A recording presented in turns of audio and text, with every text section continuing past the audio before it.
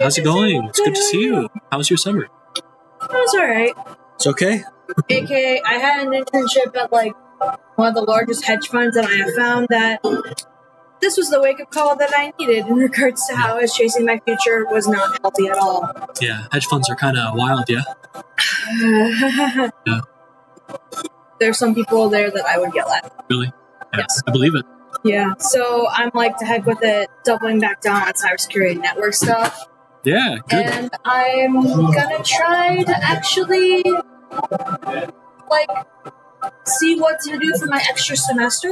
Yeah, oh yeah. Because I still do need to take, like, math, physics, and chem. Take 298 so you can make some cool models with us. Honestly, heck yes, because I literally want to actually, what's the word? Get back into, like, art and my hobbies. Yeah. I'm making more time for it now. Yeah. Hell yeah. Nice. Like that. How's the semester been so far? Pretty good. I'm pretty kind of tired. I was up till about 4 a.m. last night, but thankfully it's the only all-nighter I've done so far this semester, Yeah. and it was mainly my fault. I was just lazy, procrastinated too long. That happens. I only had to stay late at my internship like 7 times, which is actually not bad with where I was. But I was doing help Yeah. desk stuff. Yeah, they take pretty good care of the interns. Yeah, Yeah. that's good. Yeah, EA was the same. So, I need this to connect. That's cool. yeah, so this is only week 2. So the students didn't make this mesh. They get the mesh, they get the geometry, but they do need to customize the materials. So the kind of sleek body, the tires being a little bit more matte, right? The lights, They do the the UV windows. Not UV maps yet. That's going to be 2 more weeks. 2 weeks we'll do UV maps. Yep. And that is as far as I know about any of this, except when you ask me what a skeleton is. Yeah. Rock and roll? Yeah. You teach each 298 in the fall? No, it's only fall, so not winter, just fall. Because if I do internship over the summer, then it would be extra fall semester. Rock and roll. Cool. You teach 494? Sorry, no. Yes. 494 is every semester. 440 is winter only, and 498 game engine architecture is winter only. Got it. Yeah. So, yeah, Thank you. rock and roll. I'll see you around. See you. This just feels like the default. Like you open up. Can you show me some? Yeah, like Okay. Ladies and gentlemen, let's get to it. Another week, another lecture of 298. Before we get deep into it, Amanda is here with a quick presentation on Arts Engine and the Feast projects. Go for it. Hello, I'm Amanda from Arts Engine. Thank you so much for having me today.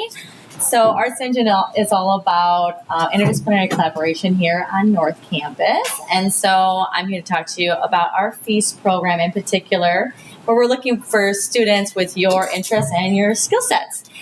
So what is Feast? It's faculty, engineering, arts student teams. These are hands-on research opportunities, faculty-led research projects that are happening here on North Campus. They blend arts, engineering, information, technology, and we're recruiting now to start for winter. So it runs winter, 2 credits in the winter, and then 2 credits next fall. We do add new projects every year, so if it doesn't quite fit for your schedule this year, you can always check back and see what we have to offer next year as well.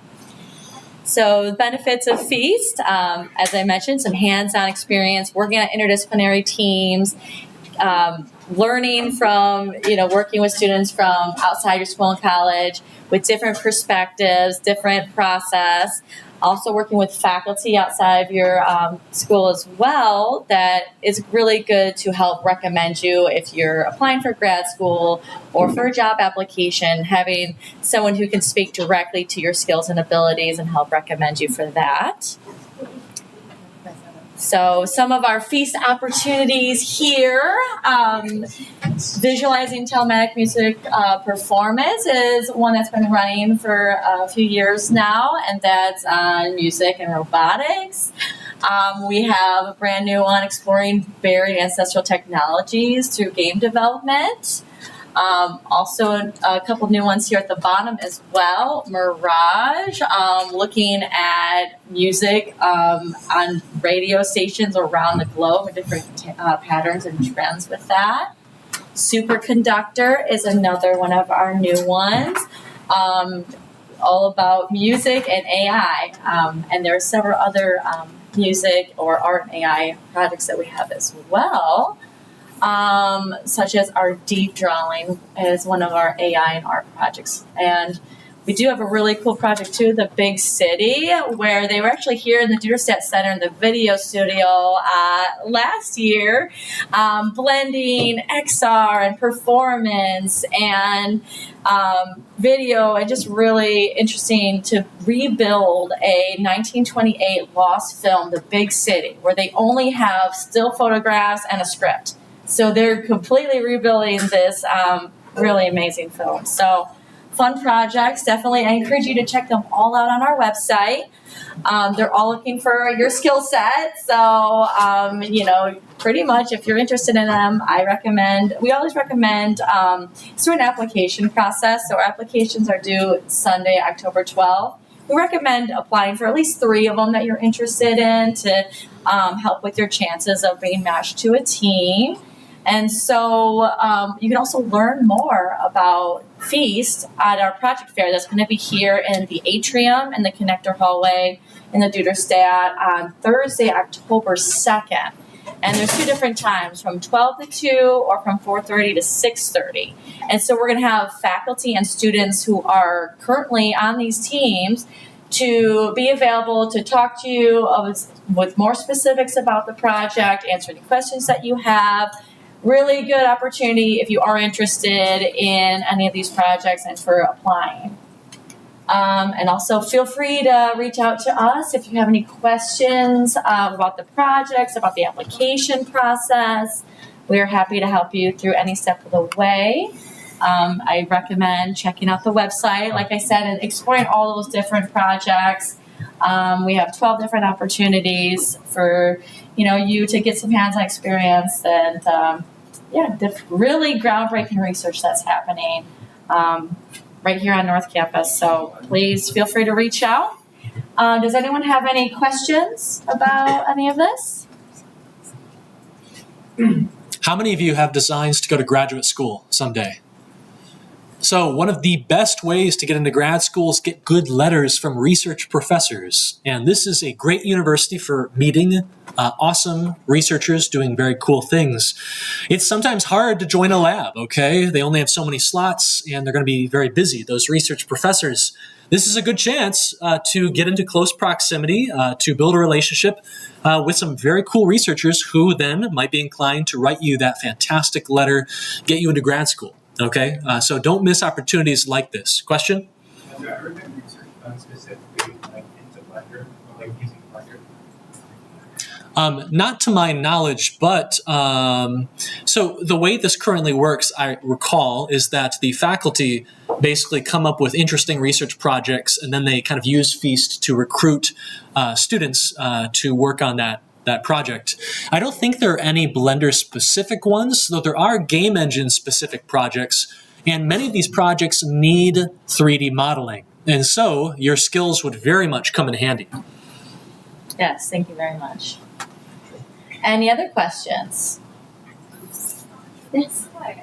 I'm just asking the question of that guy. Uh-huh. So I'm now in the Big City project, and I'm the 3D artist in it. So I'm specifically using Blender for that project. Oh, Nice. Good great. timing. Yeah. So like last meeting, like here, is his office hour. So I get to know about this course. So I just attend for this course. Excellent. Thank you. Thank you for adding to that. So now we know you are using that. Great. And Okay. yes. Yeah. For the project teams, is it like assumed that you have a lot of experience in that area, or do you guys like kind of give us the resources and the teachings as we go along? That's a good question, and it does depend on the project. We do work with a lot of first-year students, so there are projects that do take on students that don't have a lot of skills yet and help teach them and give them that experience. We also work all the way up to graduate students, so it is very project-specific. On our website, it does list the student roles that they're looking for, and they will indicate if they're looking for more upper-level classmen. So if they're not, then not having all the skills is fine, and so it'd be more of a learning opportunity. Okay. Great. Excellent. Amanda, thank you. Thank you so much. Okay, ladies and gentlemen, everyone, we have a lot to do today, not a whole lot of time, okay? But first, I want to hear, how did homework 1 go for you? Particularly because this is the first draft version of homework 1, so I've got a lot of plans to go in and change things. You might be excited to hear we're going to try and make it faster, so it doesn't take quite as much time in the future. But how did it go? Good. Any comments? I got a lot of great feedback, that extra credit form, and so I really appreciate your feedback. One of the reasons we are going to try and make it a bit faster, a bit shorter of an assignment, is because the average across pretty much everyone reporting was around 8 hours, okay? That's about 1 more hour than I really want it to be. My current plan is to take that chess problem, that beloved chess problem, hack away about half the pieces. Okay, and maybe use a standard board layout so you don't have to look at as many reference images. Because I think, I don't want you burning time for that. I do want you burning time to memorize these hotkeys and learn new operations. I don't really want you burning time looking and trying to get things lined up right on the chessboard. Yes? For the chess problem, someone posted a chessboard with all the pieces in the right places. Yeah. So that was you, Sean, right? Good job. Yeah, I added something like that, some different angles, right? Some still images, but we might add Sean's in a bit later as well. But in any case, I'm glad homework 1 went well for most of you. If the homework is taking a little bit long, okay, don't panic, don't worry too much. As you become more experienced with Blender, you will begin to move faster. Okay, and a lot of things were a little bit slow in this first week because you were getting used to Git, you were getting the logins working, you were getting everything cloned, right? And so we don't have to worry too much about Git anymore. You got it all set up. We're going to talk about what Git is and what version control is and what it means today, why big teams use it, why you need to know it. But moving into the future, all of your assignments are probably going to be a bit more efficient. That doesn't mean they'll be completed faster because homework 2 escalates things a little bit, okay? Homework 3 going to escalate a little bit more.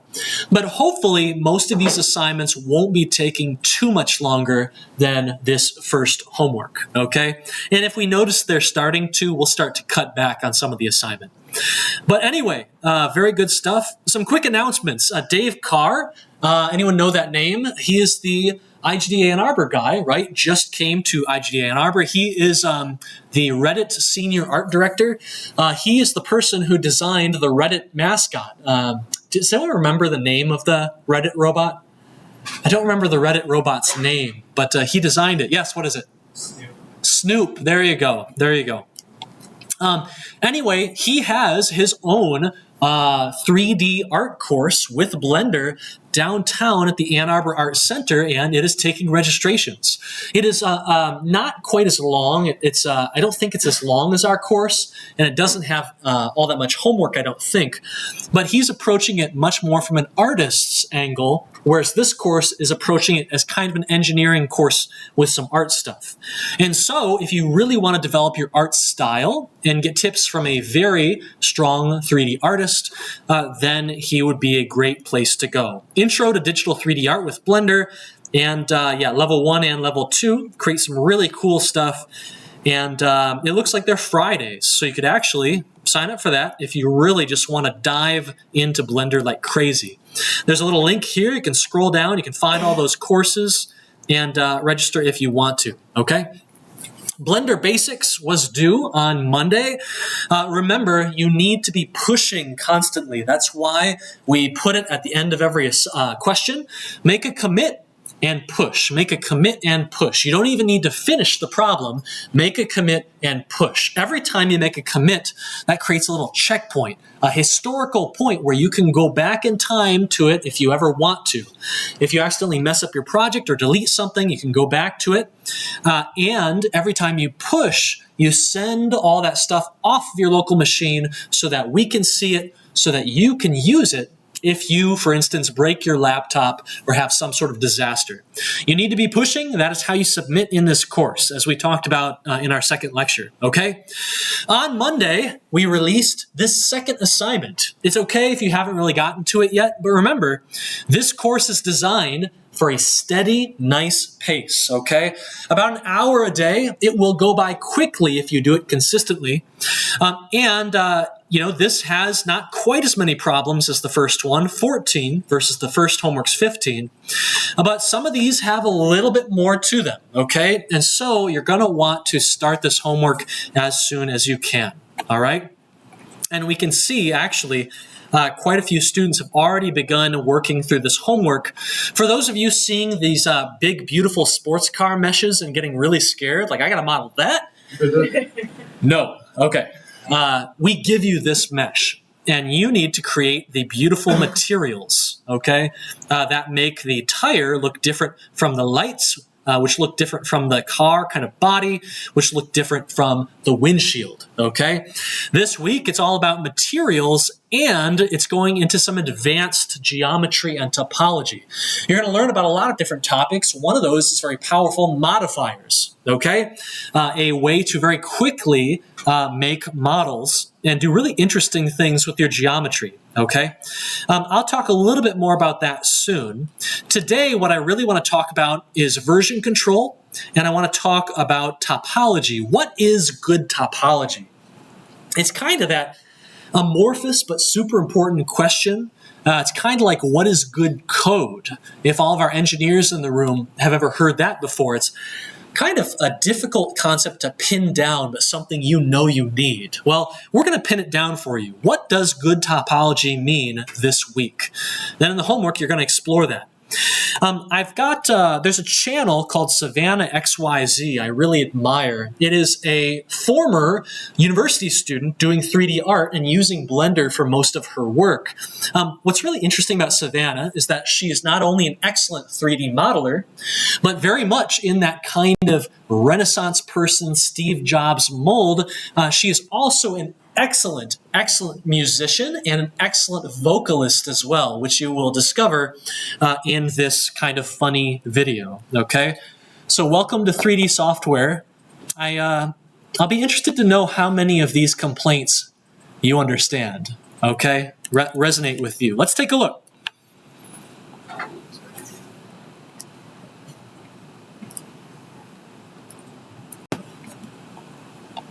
Welcome to 3D software. Please enjoy your stay. There's so many things to do, so please let's not delay. Got limitless features, most good and some weird, and lots of little quirky bugs that we've engineered. Welcome to 3D software. Load up and take a chance. You can make some tracer porn or watch her do the Fortnite dance. Topology's abysmal. It's not optimized. Throw it up on Twitter and we'll call it size. Welcome to 3D software. You'll never feel alone. Get that shit from Warhammer or make the units blow. Unity, Unreal. Which one do I choose? Just click on the tutorial and press the must use. Welcome to 3D software. Share and save your file. Recreate your childhood better. Write some scripts that don't compile. We do timelines and layers. You beat the scripts. None of the features that you've always listed. Welcome to 3D software. We know that it's slow. Shut up and watch the 12-part series on making right dough. It's a super cool brings me up to 1.5. Okay, it's a white guy. Gaming gamers in my sweater for a frog. Make a short starring Master Chief for bonus game your dog. EECS for sculpted dip at 3D print my skulls and queer. What if shadows, what's the shadows, what's the student that though? They can get the shader,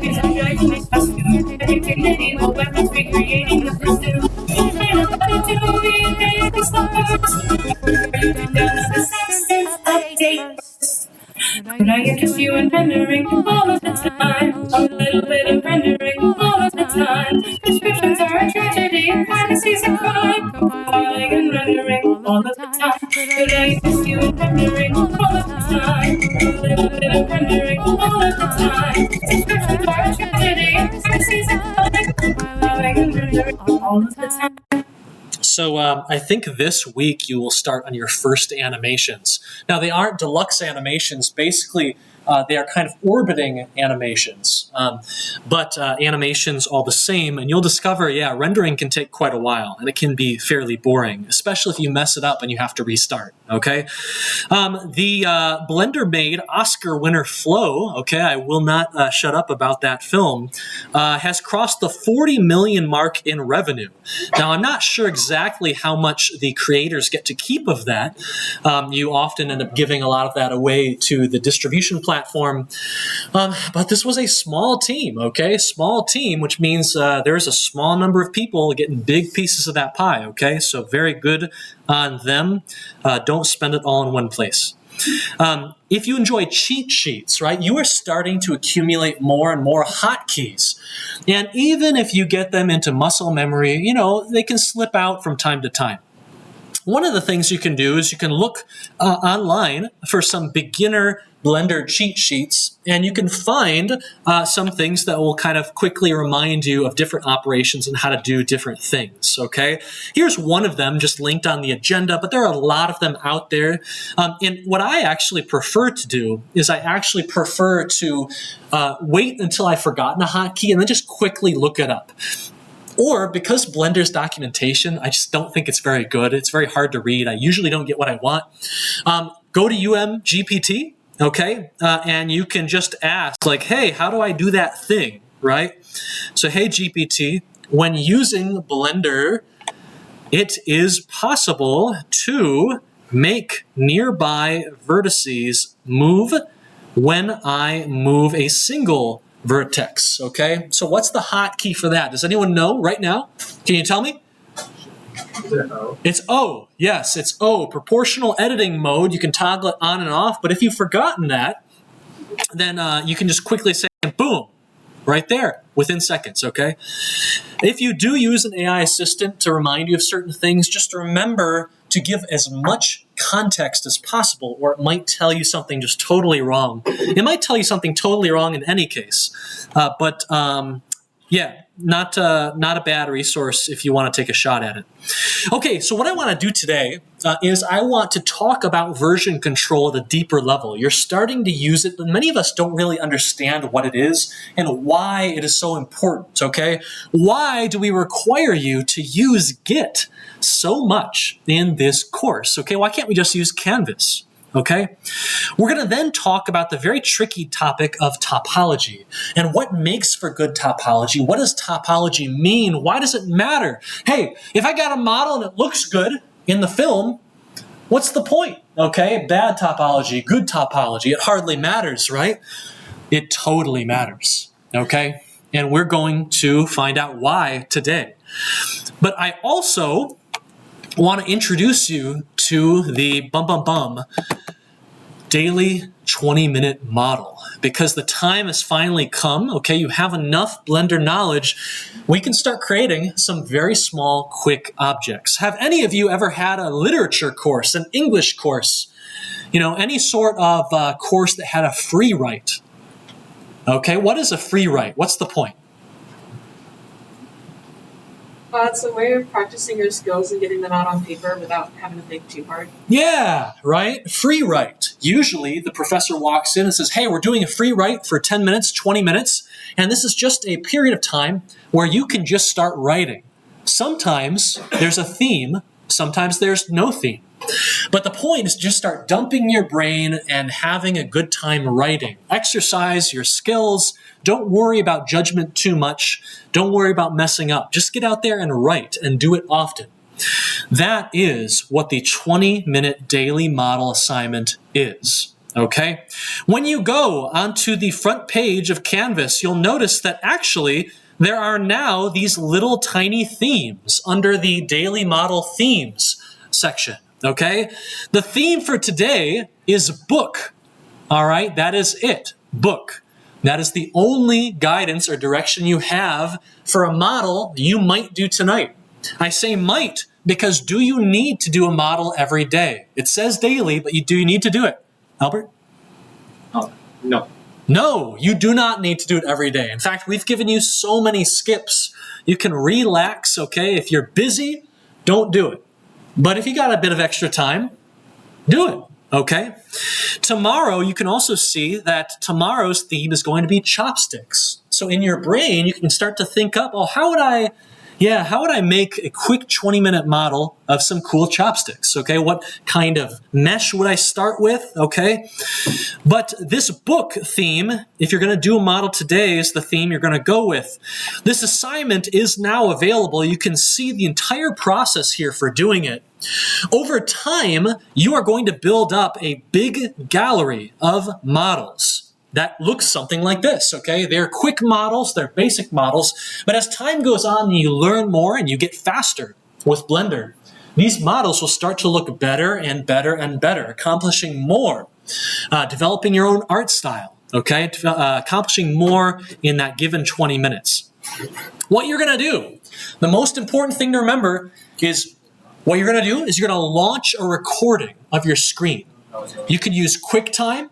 You can use snipping tool if you're on Windows, okay? Mac is for QuickTime. Or you can use OBS, and that's what we recommend. It's kind of the most industry standard way to record your screen. But you launch that recording, and that is when your 20 minutes starts, okay? You are going to look at that theme, and you're just going to go. You're going to create a model however you like, okay? You're going to style it however you want. Just kind of stick to the theme. And then after 20 minutes is done, you stop, you finish the model, you stop the video recording, and you're pretty much done, okay? What you'll do is you'll upload your model to Sketchfab. Have you ever been to Sketchfab before? Have you seen it? Sketchfab is an amazing, amazing website for 3D models. You can find anything. You want to find a donut, okay? You can find tons of models, and many of them are downloadable, okay? Like this one, like these, okay? You can explore them. You can go under the hood. You can edit them if you want to, all right? What else? Not just donuts, okay? What about like Shrek? Okay, yep. There's our boy Shrek. Okay, we got Shrek Wazowski. Okay, we got everything. We have it made, all right? Well, you are going to upload your daily model really quickly to Sketchfab. You're going to upload your video to YouTube, and then once you have those 2 links, you're just going to submit the 2 links via this form. Okay? Form is very simple. You submit the Sketchfab link. It tells you how to get the Sketchfab link right there. And then you're going to submit the YouTube link, and you're going to throw that stuff in the Discord, and you're done. So 20 minutes to do the model, and then maybe like 5 to 10 minutes to upload the stuff and submit the form. Okay? You do that, and you've got credit for that day. Boom. I think you need something like, we have something like 80 plus days in this semester, and I think you need something like 40 models or something like that, maybe 45 models. So you can skip quite a few of these, but don't skip too many. When we come back next week, I'm going to tell you more about how this kind of works. If you go to the art gallery, you can see a directory of all the themes we've had previously. We have had none, okay? Nothing to see. You can see all the student galleries right here. You can see my test gallery. My test gallery has nothing. Okay, it does tell me what the next theme is, but over time, you're going to build up this big gallery of all these models. Down here, the hearts say how many more skips you have. When this goes negative, it's going to start affecting your grade. So I can skip 32 more models without any damage to my grade this semester. Not every day requires a model. You can know if a day requires a model by looking under the Themes tab. Refresh the page. You'll see yesterday had no model due, but today and tomorrow does. Okay? There you go. Question? What exactly do we need to upload to the YouTube? What do you need to upload to YouTube? Is it like a process of modeling the 3D? Yeah. So again, you will create a model and you're going to upload that to Sketchfab. But we also want to see the process video. This proves you took 20 minutes, first of all. But also, when you see an awesome model that someone has made, I want to know how you made it. I want to know what hotkeys you're using. I want to know what kind of cool operations you're using. And so you're going to record your screen while you do this. And when you're done, that video recording, going to put it on YouTube, submit it in the form, and it's going to show up in your art gallery. Okay? There you go, in the back. Do you want it to be like a 20-minute video, or do you want like a time lapse? 20-minute video. Yeah, don't edit the speed or anything like that. Okay? Yeah, you can adjust the quality settings if you're like, I don't have capacity for this, okay? Do some test runs, but it doesn't need to be super high quality, okay? Yes? If you feel like your hearts or skips are starting to get low, can you, like, do models from other days to catch up? No. So every single day, you'll get one theme, and you can submit one model for that one day. If you submit two, it's only going to count as one model. Okay, so this is mainly to prevent you from grinding at the very end of the semester. We want you to do a few models per week because we want you to develop that muscle memory. It's not very pleasant. I can guarantee you there are going to be plenty of days when you're going to, I want to go eat dinner, I want to go to sleep, I want to go play some video games. But Professor Yarger's making me do this daily model. Are you kidding me?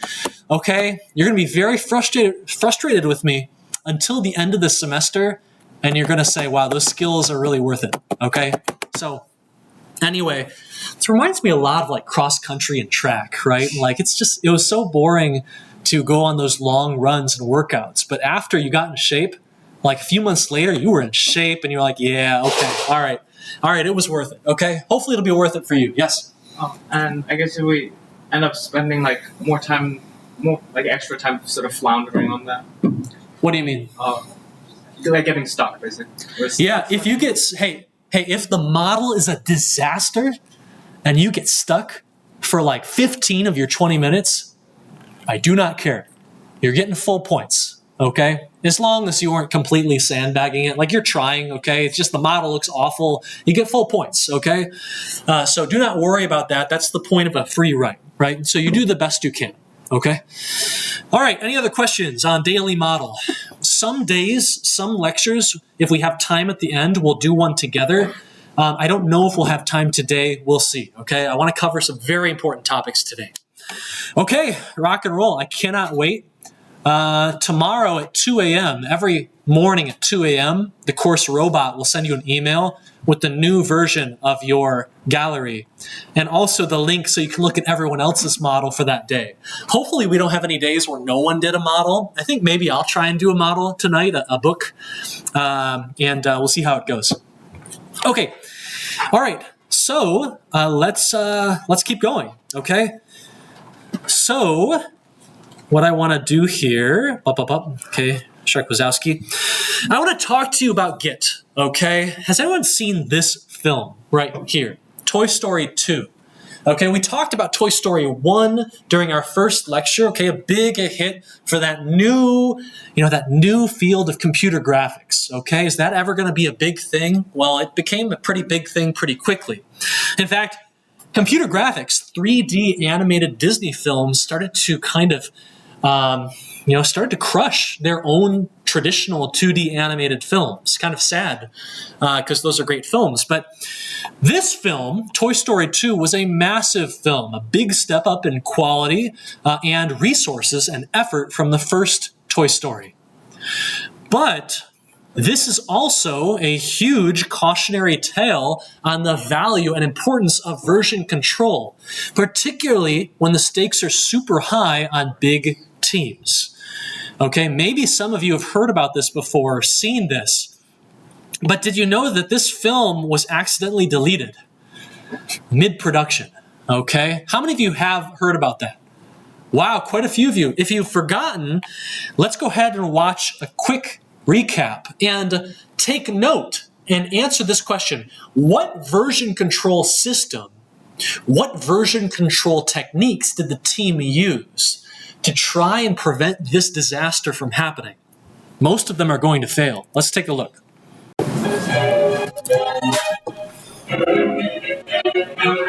We're making a film like Toy Story 2. We use a bunch of Linux and Unix machines.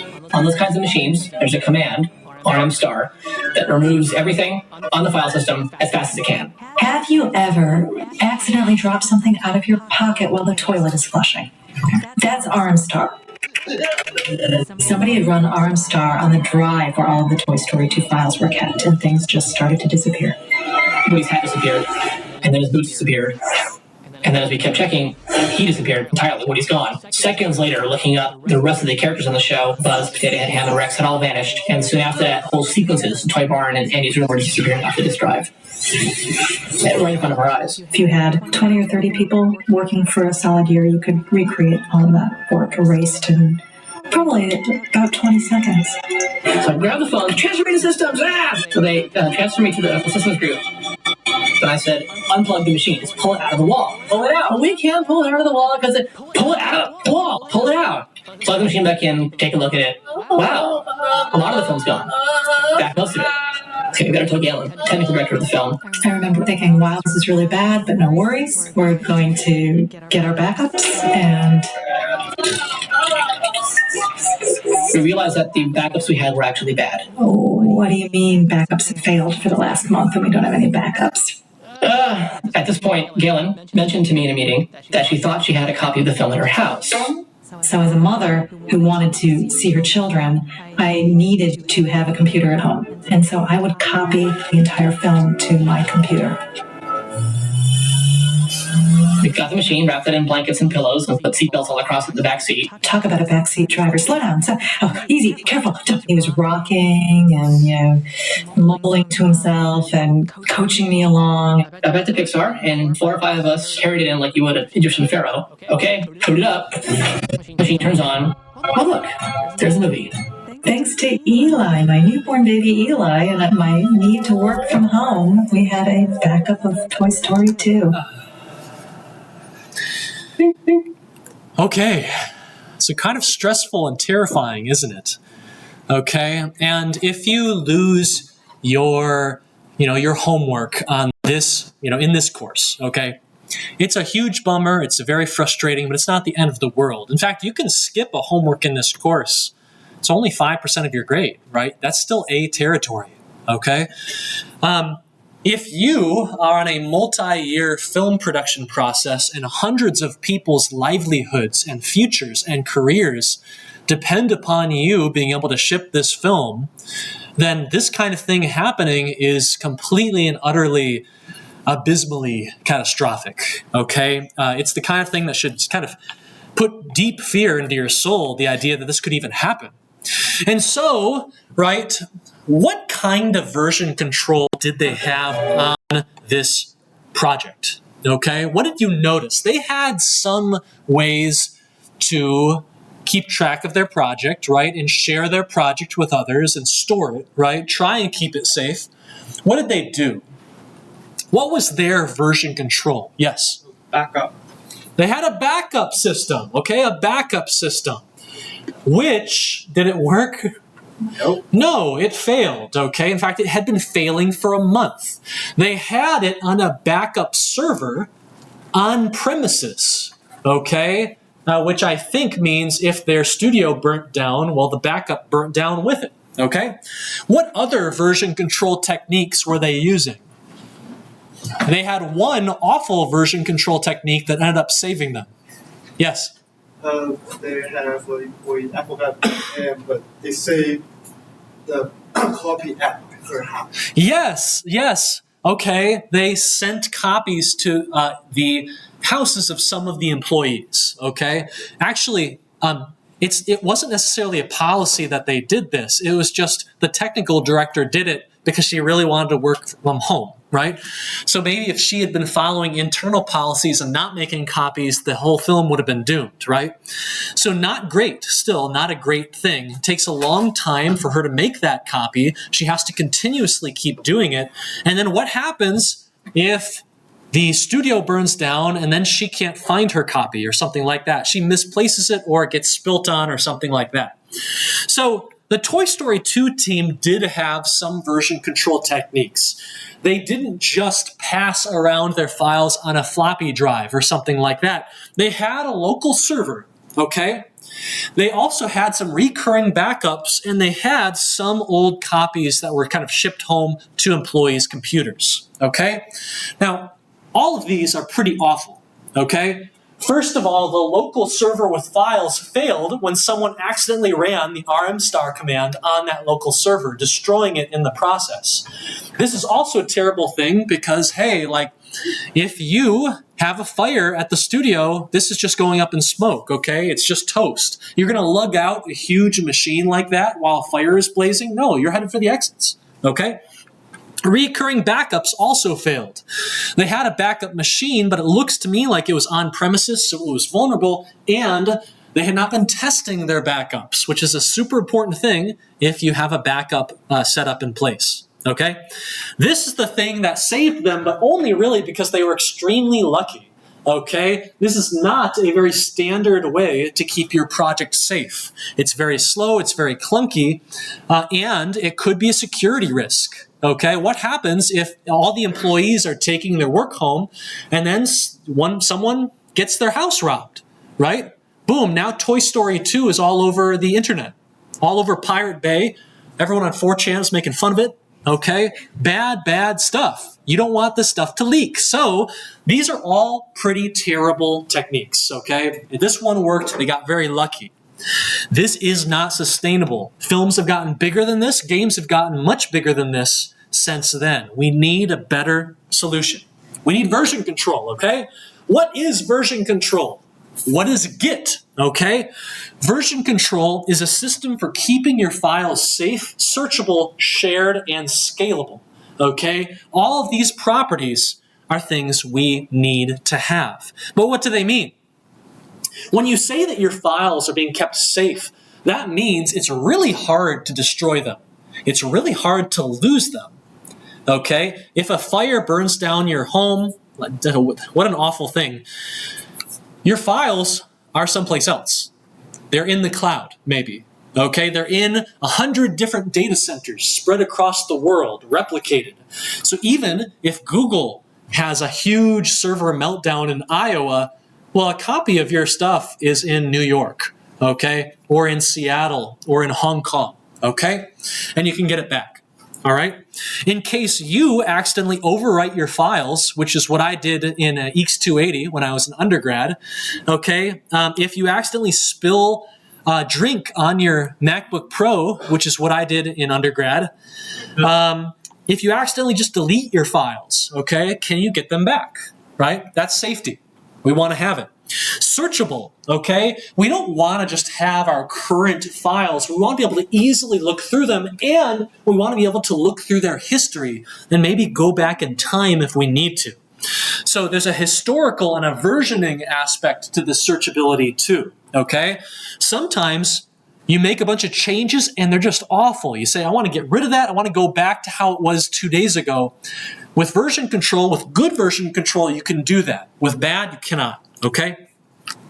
When it comes to sharing, okay, we want our files to be shareable or shared. We want to be able to, with just a few clicks, give our team members access to those files, let them contribute and change the files, and we want the system to have a way to resolve a conflict. What is a conflict?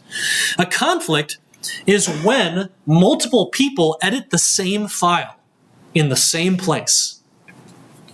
What do?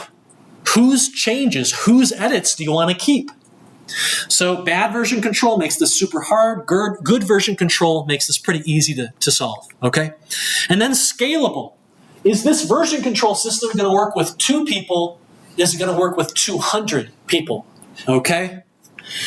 And so I want to talk to you about some version control systems, some that might be a bit familiar to you, okay? And first, all right,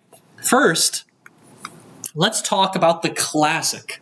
Let's talk about the store your entire project, all your homework on a flash drive version control system. Okay, how many of you love this one? You use it all the time. No, flash drives are a little bit out of date maybe. Okay, but this is the way when I was going through undergrad, 2011 to 2015, this is how we did it. Okay? Here's what you would do. You would do some work on the files, then you would go have lunch with your team member and you'd slip them the flash drive and then they would work, okay, for a few hours, and then maybe they would bring it back to you, maybe not, maybe they would lose it. Okay, what's up? You can get really big ones now. You can get really big ones now, huge flash drives, okay? But this system has some vulnerabilities. How safe is it? Yeah. Not safe as storing it on your computer. Not safe at all. Okay, what can happen to this poor flash drive? It's just a tiny little device. You can destroy it. It slips out of your pocket. Someone runs it over, okay, while you're walking down the sidewalk. Maybe you step on it. Maybe it gets splashed some liquid onto it. It shorts and it's broken now, okay? It's tough. Maybe just the end of it kind of gets messed up and you can't put it in a computer anymore, okay? Sometimes if you rip out the flash drive before you've gone through like the eject sequence on your laptop, it just ruins all your files. Hey, your drive is corrupted now. Have you ever seen that? Your drive's corrupted and you're out of luck, okay? Sorry about that, okay? Absolutely horrible safety. Horrible, horrible safety. What about searchability? Can you easily find your files? Yeah, for the most part you can. Can you get a history of all of your changes to all of your files? No, not by default. What do you want to do if you want to get that? You have to have good naming convention. You have to make copies, right? So maybe put the date on the files. It's not good. It fills up your flash drive really fast. Not great. What about sharing? How does sharing work with flash drives? Is this really good? No, you can do it, but it's slow, okay? It's super slow. And what if you are making some changes at home and then your friend brings the flash drive back and it turns out they made the same changes? Or actually, they changed the same files. Now you have to talk to each other a lot and you have to really go into it. It's very messy. It's very nasty. You might not even realize you both changed the files. Nasty. And scalability. Imagine being on a 200-person team making The Sims 4, and the only way to share files is with a fleet of flash drives. How would you even make that work? It would be a disaster, okay? Complete disaster. So the indie rating for this method is a 9 out of 10. If you use this method, you're definitely an indie team. But this isn't, I think, what most people use these days. What most people probably use these days is something like Gmail. How many of you email yourself a project as you work on it? Rock and roll. Oh yeah, we got some indies in this crowd. Let's go.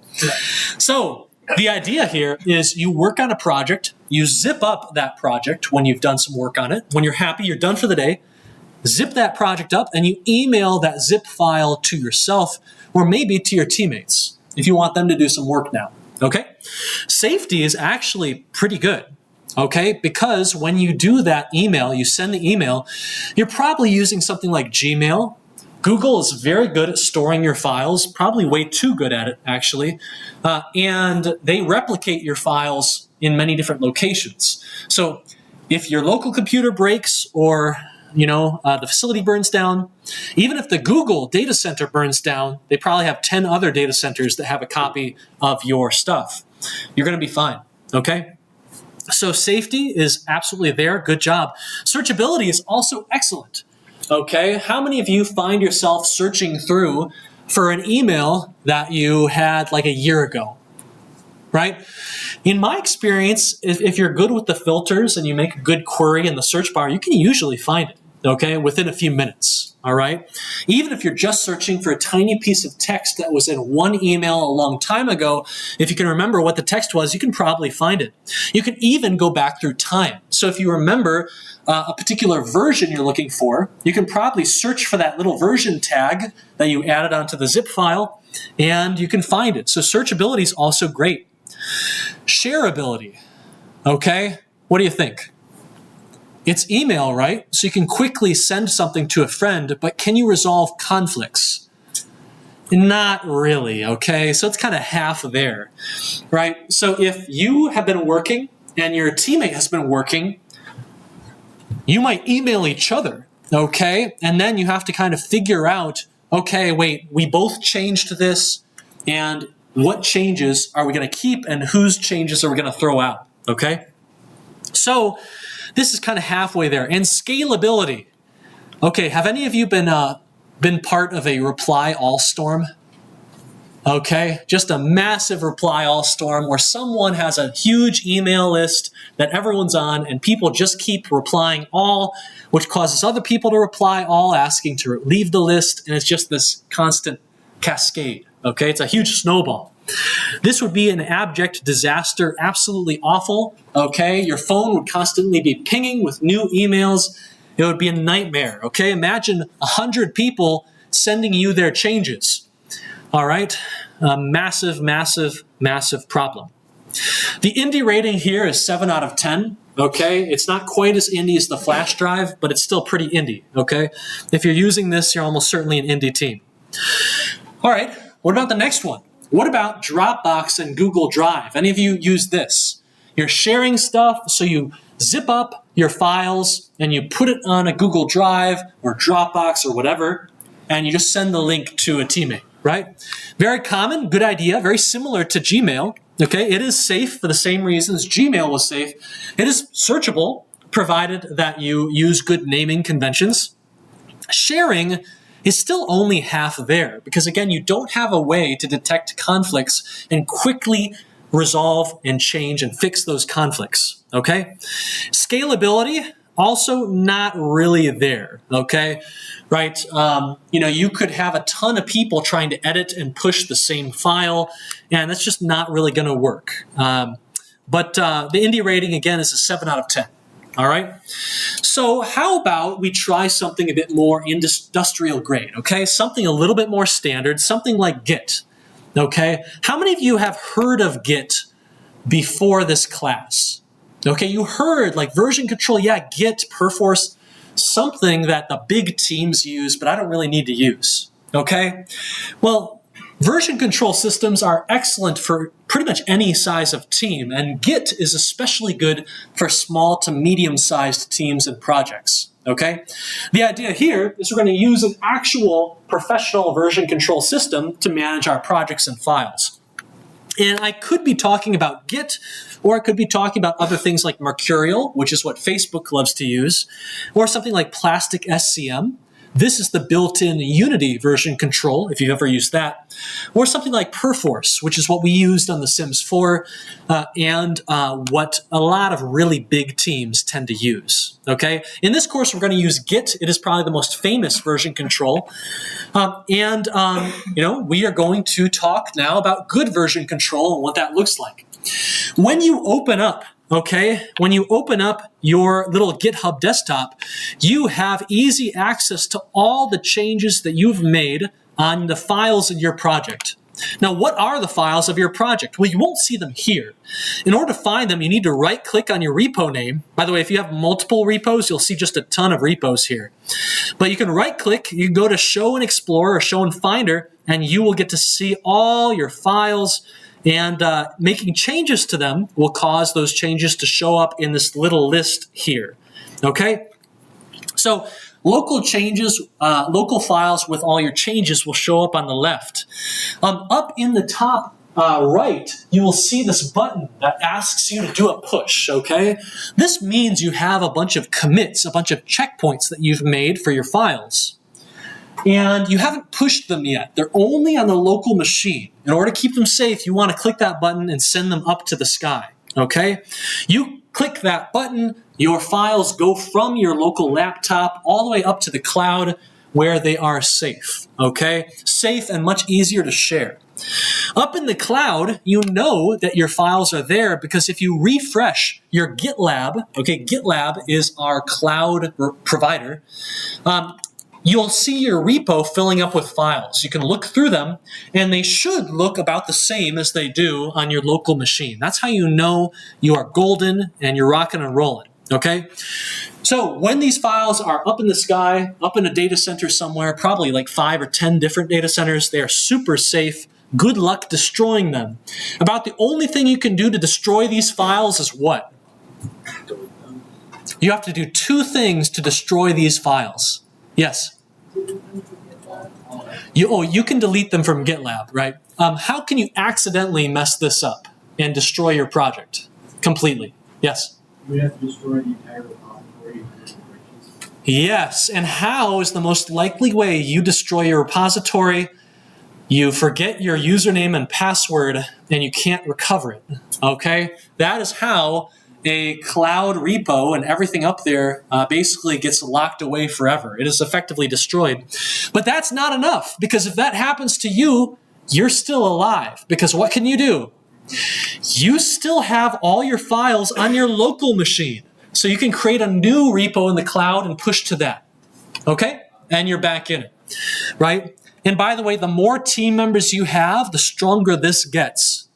Right? Because everyone has a local copy of all the repo on their machine.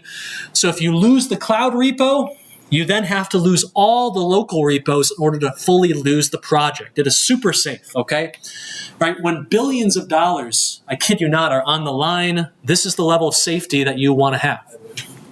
Okay, anyone can clone your project. So long as you gave them permission, they can clone your project and they can start pushing changes to it, okay? When conflicts are detected, you will actually, GitHub for desktop will actually tell you that a conflict happened, and they will help you go through and fix those conflicts if you want to, all right? So this is also very easy to share. It also has conflict resolution, which a lot of the other approaches do not have. One cool thing is if you go into these repos, any of your repos, I can go to history and I can actually look through all the different commits. You can see when they were made, you can see what changed to them, and you can return to them if you want to. You can go history, right-click, go to check out commit, and you will return. All your files will be changed to reflect that earlier point in time, okay? Pretty cool stuff.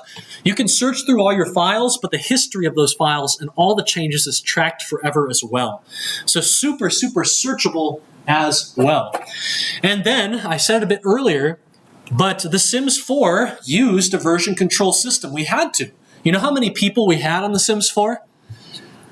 Right, we had upwards, right? This is a big game. Tons of objects, tons of characters, tons of code. When I got there, I think the code base was about 4 million lines of code.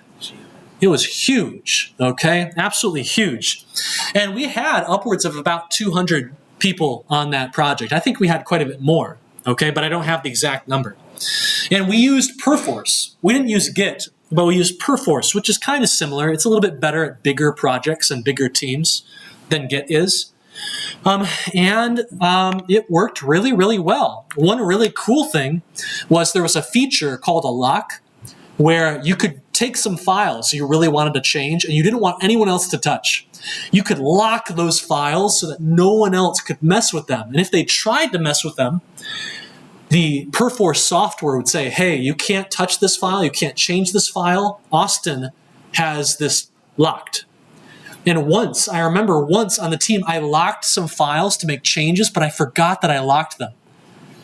And so about half an hour later, this random senior developer guy walks up to me and said, hey, you Austin? Hey, nice to meet you. Oh, hey, yeah, great to meet you. How's your day going? The day's going great. I can't access these files you've locked. Can you unlock them? Are you done with them? Oh, shoot. Okay, sorry, right? I unlock them. And he's like, oh, thanks, great. Okay, and he walks away. I think, oh, newbie. All right. Anyway, it works super well, and it's super, super scalable, okay? These version control systems like Git, they do take some time to get used to, and they are frustrating, okay?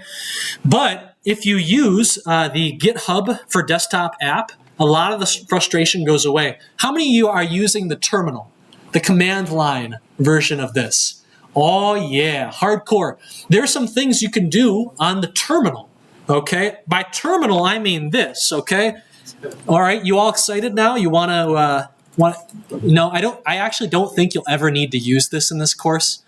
You can get away with other things, but there are things you can do in the terminal version of Git that you can't do with this desktop app. Okay, So there are cool new features. The indie rating here is going to be a 3 out of 10. If you are using version control, you are close to being professional. The only reason it's a 3 out of 10 is because quite a few indies use these big version control systems too. Okay? So it's really hard to say whether you're an indie or a AAA dev at that point. Yes? I feel like, okay, you say that indies like use the method, but I guess like if you have two programmers for indie, would you rather like program? Wouldn't you rather you get like programming side things than email like all the other stuff if you was indie? Yeah, so programmers are more likely to use these version control systems because version control systems work really well with code. Okay, they can work okay with images and models and stuff.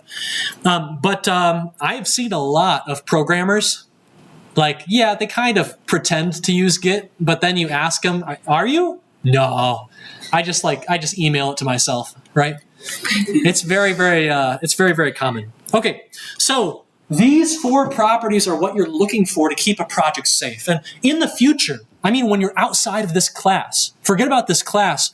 When you're working on a big project you care a lot about, use a version control system. If that project has a lot of digital things you care about, use a version control. Pick it off the shelf. Do the same exact thing you're doing in this course, okay? You can use Git. You can use Perforce. Perforce is kind of hard to set up, and you're going to be in good shape. A couple more things. These are version control features that we're not going to teach you in this class, but they're kind of neat, okay? Branching. Branching is when you kind of say, well, I've got my files, and I like them the way they are, but I want to do an experiment. I want to add a new feature, but it's risky. So branching allows you to create a new branch off of your normal files where you can change the files, try and implement the new feature, and if it works well, you can merge it back in later. If it doesn't work well, you just return to your main branch, the normal files, chop that new branch, and you're done, you're good, okay? You're back to normal. Stashing is a really cool little feature that basically says, hey, I made a bunch of changes, but now I need to kind of revert back to my previous commit. I'm going to go back to my old version of my files, but I don't want to lose my changes. So you take all your changes you're temporarily working on, you put them on the stash, and then you go back to normal. Later, if you get the time, you can bring that stashed changes back, and you can continue working on them if you want to. And then the coolest, in my opinion, are hooks and continuous integration, CI. This is a kind of automated setup where you can actually write scripts and you can write some tools where after you make a commit and push your new version of your film or game, it'll automatically detect this and it will run tests, or it will launch your game in a special state.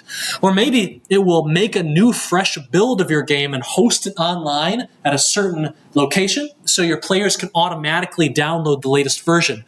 You don't have to do anything. You just make a push, boom, a few minutes later it's up there, the players are playing it. Okay? Lots of crazy cool stuff you can do. And if you go to the big studios, you'll find a lot of continuous integration like this. Okay? Super cool stuff. What questions do you have? Do you have any questions or comments? I think for this class, this is about as much as you need to know about version control. Okay? How it accomplishes all of this and the history of Git and other version control systems is very interesting. I encourage you to look into that if you want to later. Okay? All right. Good. Good. All right. I want to talk to you about a really, really fun topic, topology. Okay? And in particular, I want to help you develop a notion of what good topology is. Kind of like if you're a computer scientist, it takes you a while to get a feel for what good code is. It takes a 3D artist a while to get a feel for what good topology is, why it matters, okay? But I have a feeling you, just looking at these two images, already have kind of a feeling in your gut as to which of these two has better topology, okay? So we're going to talk a little bit more about that. So this pot right here, actually, you know what? I'm going to let you linger on it just a little bit. Okay, because we are halfway through. It is 2:30. let's take our 5-minute break, and I'll throw some music on. We're going to come back in 5 minutes, and we're going to learn a little bit more about this pot. This pot is a little bit more than meets the eye, okay? And you'll get to see in just a moment. We'll take a look. Okay, see you in 5, everyone.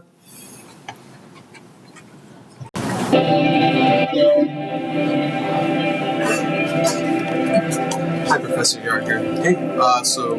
I was looking at the submission thing for homework 1. You attached the screenshot to the gifts one. I just wanted to make sure that that's right, because on the Discord I uploaded this. Yes. And my blend file is here. Yeah. And it's like all completed, but like it says it's missing steps. Oh, and that's this strange. is the image you supplied. Strange. It's possible that I looked at the wrong project, or maybe I opened up the wrong blend file. In any case, you should definitely request a regrade. Right. But the thing is, what we grade is like the snapshot of your repository at that exact like 1:30 moment. So if you made any changes later, then maybe I don't think I made any changes. Okay. I could look in the files of the all right. Well, in any case, I have it up right here. yeah. In any case, yep. But, there you go. But that's gift.blend. That's so odd. So that's definitely like what I saw and what I graded. So maybe it could be the case that you like made a save or something, and you kept editing and improving a different file than the one you submitted. Oh, what? So when you make copies, that can happen sometimes. But anyway, what I would do is I would try and find your finished blend file. Right, I have You it. already know where this one is. Right. So the question is, where's the other one? I have it right here, I think. Okay. Okay, that's... Yeah, I have it right here, so... Okay, so where is it? Like, did it get to a strange location or something? I don't know, because like... So, okay, here's how you can find out. So let's go to File. I think if you go to Save As, so you are in this location. Homework GitHub, East 298, Homework 1 Starting Project. You're in this folder, which is not the right folder at all. That's so weird. Yeah. But anyway, you just want to be careful about that. Okay. And another good thing, as the deadline is approaching, you can kind of look in your go to your repo. Like take me directly to my files. The stuff that Austin's going to see. Go through here and just click every single one of these, open them up, make sure everything's looking the part. Okay? Yeah. It takes very little time and it saves you. All right, thank you. Yeah, no problem. Because I cannot push my thing here. Like, give it a shot. It's going to.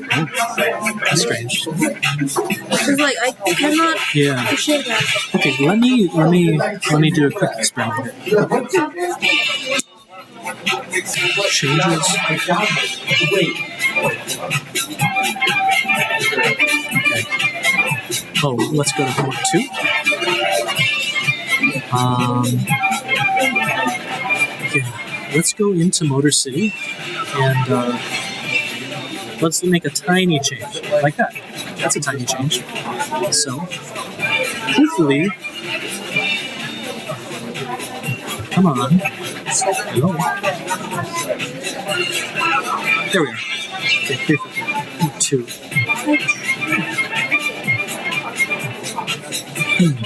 File's empty. Huh. Ignore my I try to pull my homework one. I put it into another folder. The homework 1 works, but the homework 2 is not working. 2 is not working.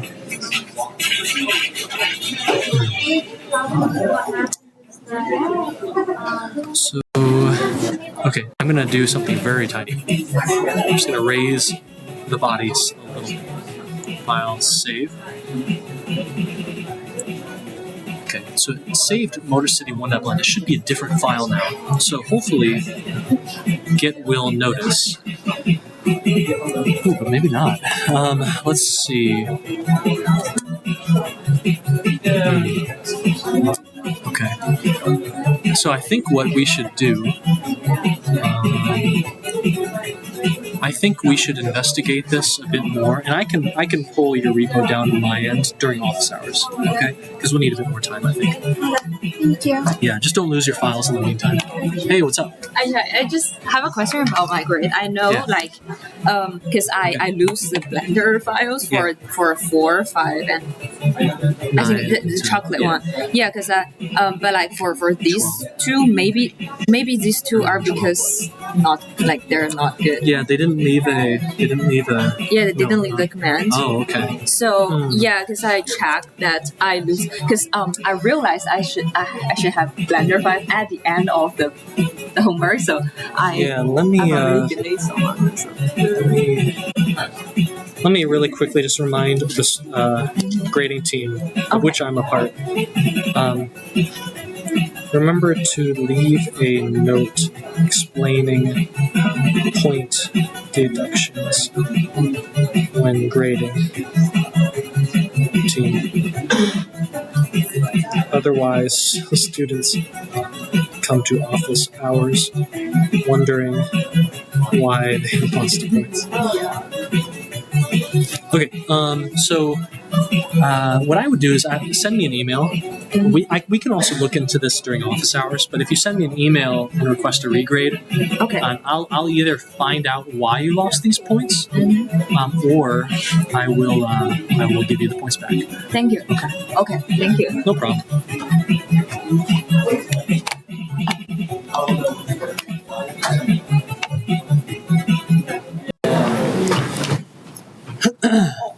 Oh, you can go if you want to.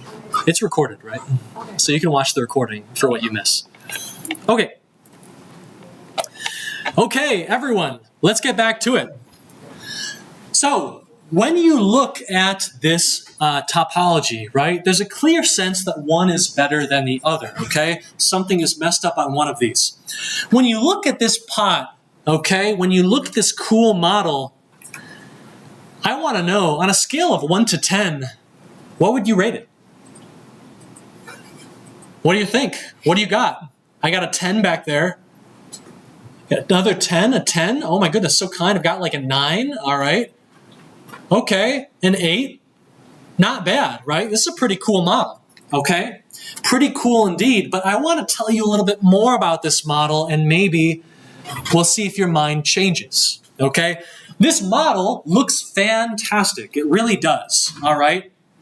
If you look into this model and its statistics, it is a Sketchfab model. It is actually a photogrammetry model, a photo-scanned model by Andrea Spagnetta. It has, 431,000 triangles in it. All right? As far as vertices go, it has over 200,000 vertices. All right? What does that mean? What are the implications of this? Yes? That's a lot of data. That is a ton of data. This is a huge model, okay? This took me about 30 seconds to download at home, and I've got a pretty good connection, okay? This model looks amazing, but under the hood, you will find something a bit less exciting, okay? What is this? Oh, that's vertices. Is this like a cool new material I put on the pot? A cool new shader to make it look all glittery and obsidian like this, right? No! This is edit mode. I pressed the tab button. And you know what happened when I pressed the tab button? Blender crash. It didn't crash.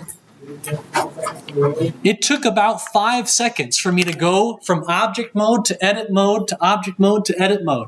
Okay? Brutal. Every little dot here. I have to zoom in so you can see what's going on. Okay? Every little vertex you can see here. You see, what do you see? You see a ton of triangles. You see a ton of vertices that aren't super well aligned with each other. They're kind of just scattered, okay? Scattered kind of randomly around the surface. All right? Now, on a scale from 1 to 10, how do you rate this model now? We've gone down from a 7 to a 5, okay? We've gone down from a 9 to a 3, okay? Okay, we've gone from a 10 to a 3, okay, to a 4. How would you rate this model? Well, I'll tell you this, okay? If you are a cinema goer, if you're sitting in the theater and you're watching the latest Disney Pixar film and you see this pot, you probably say, yeah, this looks great. This is fantastic. Because users don't care about the underlying code. If you're writing a piece of software or a game, the users don't care about the underlying mesh or geometry or topology. If you're making a model, users care about what it looks like and how nice it is when they get it. Okay? But there are other people, okay, who we care about. What about the 3D modeler? When they see this, what's their rating gonna be? Their rating is probably gonna be, oh shit, okay? Oh shit, all right? And then they would probably say, this is okay so long as we never need to make any changes to this pot and we never need to animate it. Also, we better have a good computer that people are going to be playing this game with, okay? Because a model that big will cause your loading times, I kid you not, to spike by like 5 to 10 seconds, just because it has to read this one pot off the disk. Okay? Yes? Not even loading time. I'm dreading just like rendering statically on the screen, let alone if you move the camera like 2 degrees to the right. Yeah, that's right. That's right. Well, for a film, you know, rendering times are already kind of long. Like, it's not a huge deal for most films. If you put in a really expensive pot and it takes a few more seconds, right? In a game, the way that things are rendered tends to make even big models like this kind of fast. But you're right, your frame rate can tank if you have a high poly model that doesn't need to be high poly, okay? So I want to show you what I dislike most about this mesh. What if you like this vase, this pot, but you just, you know, you want to make the top kind of go out a little bit more. You want to make the top blossom a little bit more. That's all I want, okay? This should be easy. Even after your first homework, this should be easy, okay? Just take the top edges, maybe extrude them out a little bit, maybe add a bit more geometry, maybe some edge loops, right? Give it some curve. Done, right? Well, watch this. Watch this disaster. Okay, I'm going to come in here and I'm going to try and edit this thing. Oh my goodness, okay? That's a lot of vertices. How do I take the top lid and how do I make it blossom? Well, you're going to see me try, okay, because I have a few ideas. Okay, I can just start grabbing stuff like this. Look at how it's lagging, okay? This is on a gaming grade computer. All right, good luck downloading this on your laptop. Okay, I can grab a few of those, so here's what I can do. I can put those ones back, I can go X-ray mode, and I can just grab all of them along the top, and I can do this. This is like the best I can do, okay, to grab that lid. All right, now what do I want to do? I want to extrude. Scale. Now it's blossoming, right? Oh.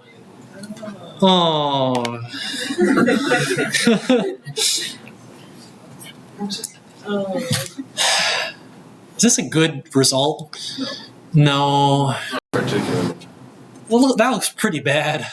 Okay, not so great. Yes. If you have that many vertices, does that mean that this object is on a massive scale in Blender, or do those two things not? No. So you can. So scale and vertex count are not they don't have to be correlated. Usually a human being, we're human beings, as we add complexity and detail into an object, often we do make it a bit bigger so we have more space to work, or we will zoom in more. But you can take an infinite number of vertices pretty much, and you can just jam them all into a small space. And that's just going to be a really nasty model, right? In fact, you can take all the vertices in your entire model and put them at 0, 0, 0, the origin.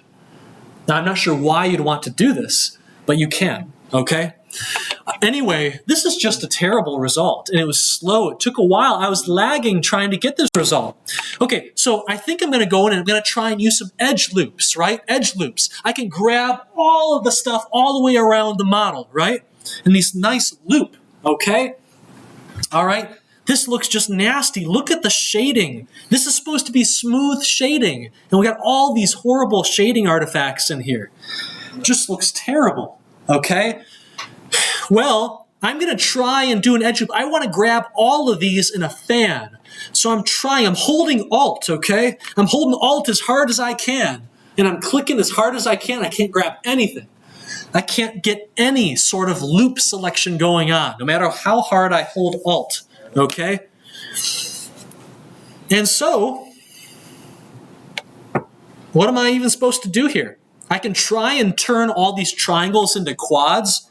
That doesn't really help me at all, okay? Now I just have a mess of quads, all right? What a disaster. What can you do with this model?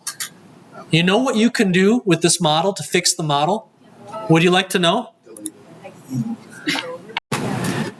Here's how you fix this model. You start a new model. And you base it on the high poly version. Okay, so there are certain programs and techniques you can use to try and fix a model like this. The entire topic is called retopology, retopo. It's apparently very painful, okay, and it takes a lot of time. But basically, the software is going to help you recreate this shape by making a new mesh from scratch that kind of follows this one, but has way fewer vertices and is much more organized, okay? So it's a disaster, right? Look at this. This shape, I spent like 60 seconds on this shape, okay? This shape has already kind of taken on that pot vibe. I only spent 60 seconds. And what's more, okay, look at this topology in comparison. It's so easy to grab vertices, all right? It's so easy to make edits. Selection is super fast and super nice. I can use my edge loops. I can hold Alt, okay? I can easily just start scaling things out and adjusting and morphing and pushing the shape of my cool pot, okay? Whatever I want, I can quickly get it. Or I can make a weird like cyber kind of pot by kind of adjusting the sides. I got horizontal quad loops. I've got vertical quad loops, which I'm using now to get this kind of high-tech little edge design going on. It's kind of like a droid now. It's kind of cool, okay? But look at how much easier it is to manipulate, okay? So this is the difference between high-quality topology and really low-quality topology. And something you'll discover, because you're going to do some photogrammetry in the future. What you'll discover is that photogrammetry creates typically really bad topology.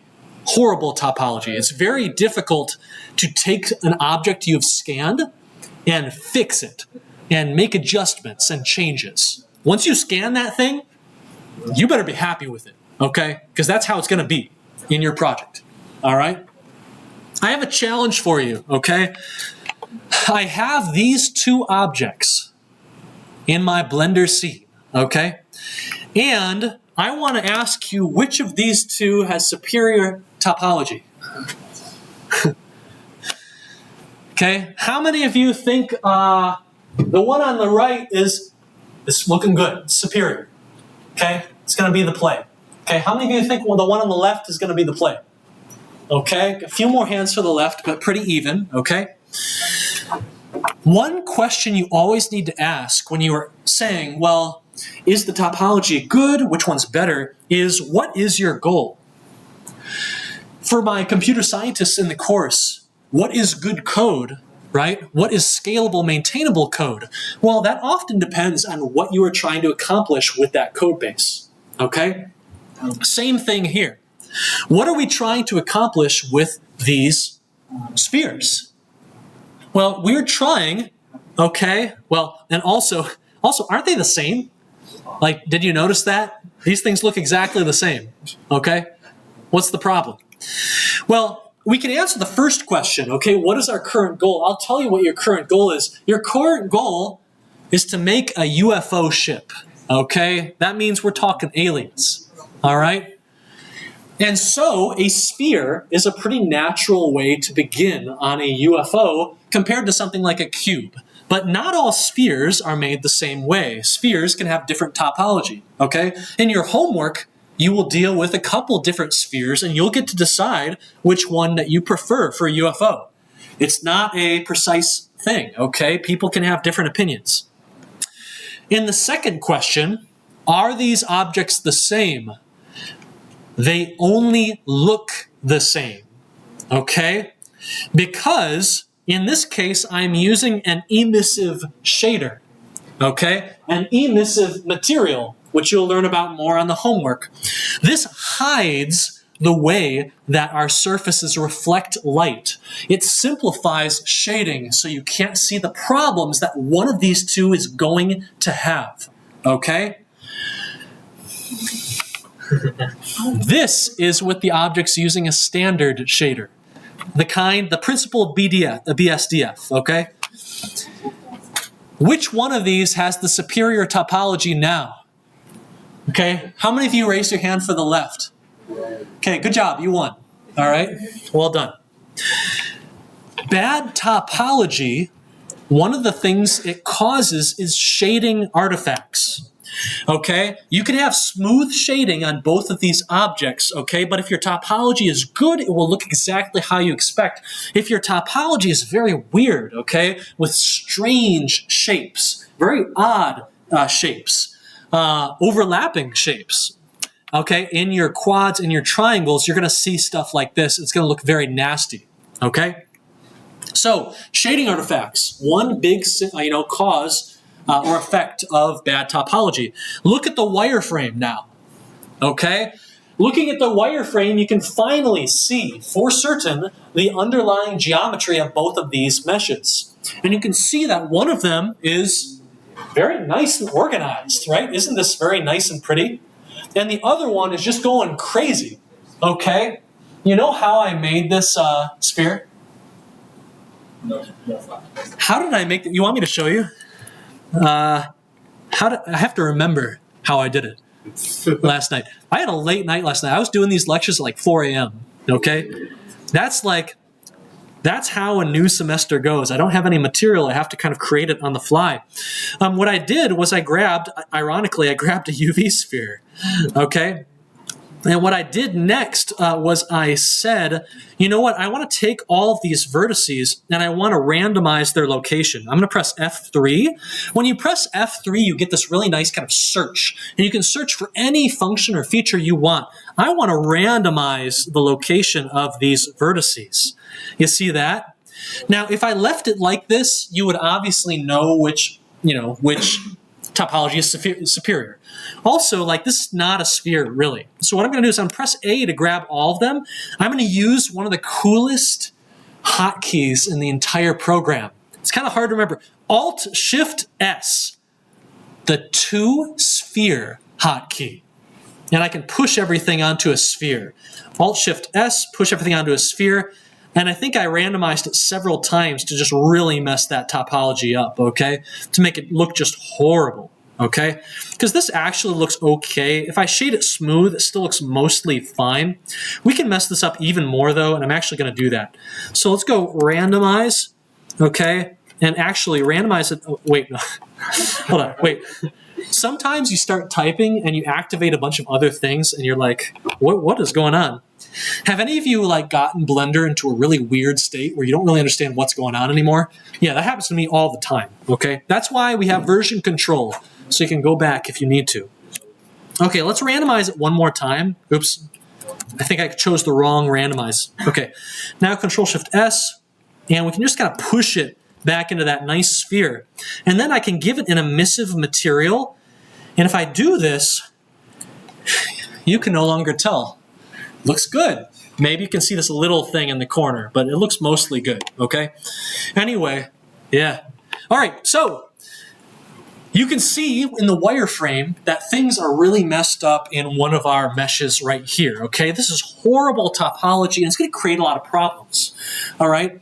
Which of these two models has the superior topology? I hope it's clear now, okay? But when you say that one topology is superior, you might have a very vague sense of what you're talking about. You might say, well, one of these is more organized, okay? More organized. It's kind of a very mushy term. So can we formalize what we mean when we say that one of these is more organized than the other? And the answer is yes, okay? We're going to talk about three different traits of these two models. We're going to talk about selectability. good selection loops, okay? Things are aligned, it's easy to grab what we want and manipulate it. We're going to talk about quad topology, which is a very nice preferable way to model versus tris, right? Triangle topology, and n-gons, which are evil, okay?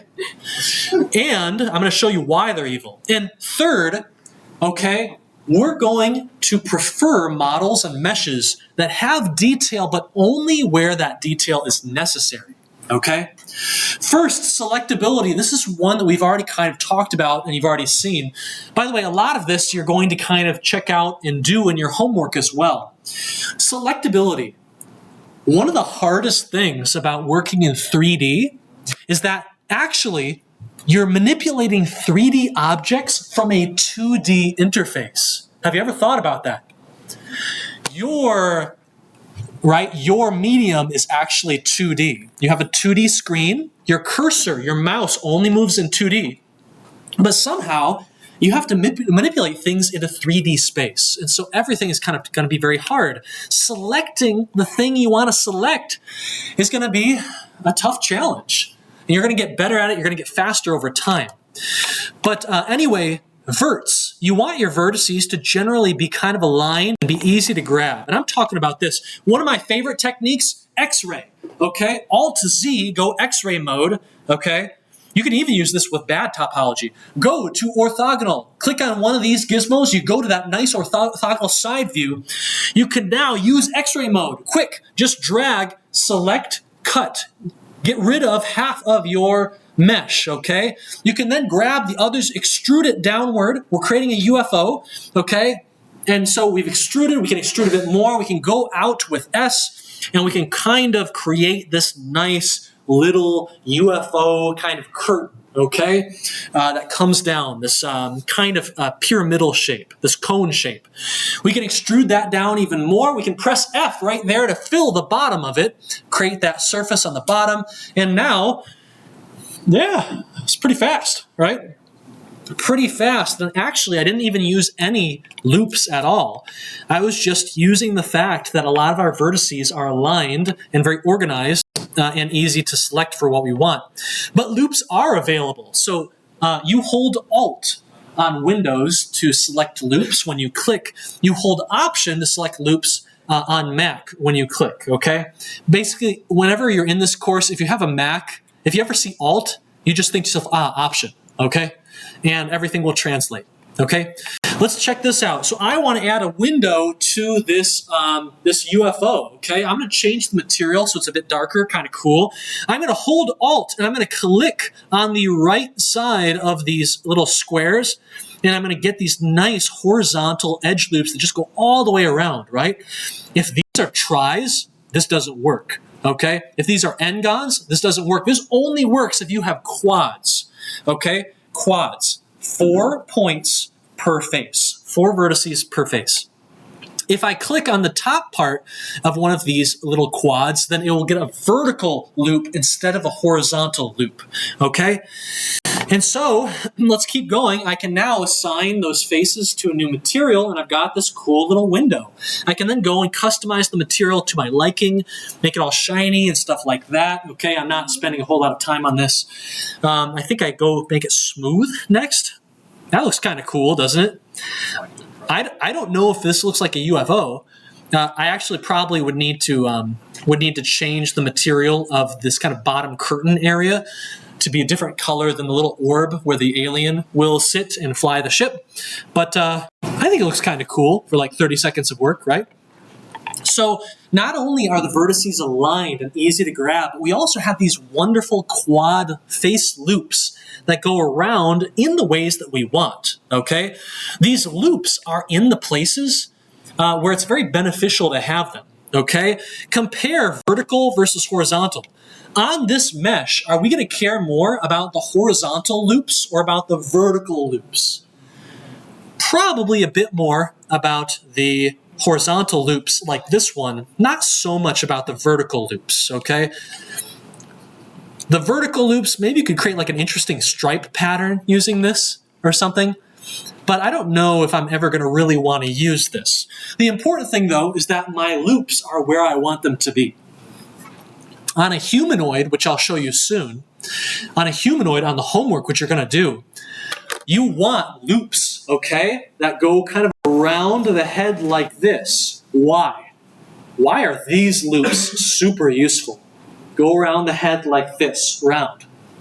Super useful. Why? Raise your hand. Raise them high because I can't see. For hair? Yeah, for some hair, okay, or a hat or something like that. Those loops make it very easy to extrude out where you need to in roughly the shape of some hair or a hat. However, on the face, you want those loops probably not to be all the way around. Why? Because you would usually rather have loops around your eyes, stuff like this. You can more easily affect the shape of the eye socket and the eye, and you can easily make things like goggles or glasses, okay? Anyway, you'll see more of this on the homework. You'll get a feel for this. You want loops in general, but you also want those loops to be in a shape and in areas where they're going to be really useful to you, okay? Bad topology means that selection is super hard. Look at this thing, okay? You got no quads at all, okay? Oh my gosh, you want to make a UFO out of this sphere? Watch this, okay? Oh, look at that horrible deletion. All right, I tried to align it, the same thing I did with the more organized UV sphere, and it's just a disaster. I'm trying to extrude downward, but it just looks awful, okay? I extruded as best I could, and now I'm bringing it out here, and oh my goodness, look at this UFO. Oh my goodness, oh. Ouch, okay? Well, we're going to keep working, okay? Because I have to make the window. I'm going to go into X-ray mode, and I can't use Alt. I'm trying to use Alt to grab a nice ring, but I can't do it, okay? My topology is not letting me do it. So I just have to do my scan, my kind of, base scan, and I assign them to that nice glossy, like, window material. And, oh no. Oh no. I think I'm getting fired, okay? I think maybe this 3D art gig is not going to work out for me so well, okay? I'll let you be the judge of, which, and you know what? I would say that this one took me longer, okay?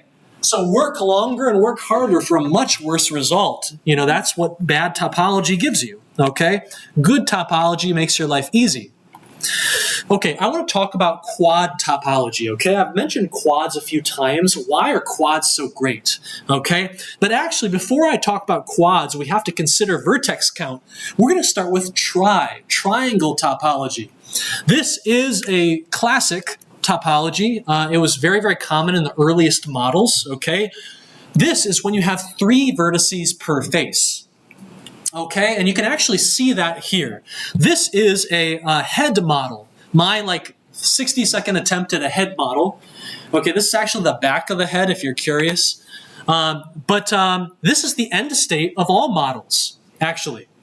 Because in a game engine, right, all of the modern game engines and rendering APIs require triangles, not quads, but triangles in order to render properly. And so if you look at this screen, this is footage of Resident Evil 4 for the PlayStation 2, I think, or the GameCube. And if you look at all the objects here are not made of quads, they're made of triangles, okay? Like, look at the walls, they're all triangles, okay? Triangles are how a game engine will render your mesh, but quads are what we want when we're building the mesh and designing the mesh, okay? The game engine will convert quads into triangles automatically. Do you know how it does it? Yes? Does it just split the quad in half? Yeah. Watch this. Let's go ahead and create a plane. I'll bring it up for you, okay?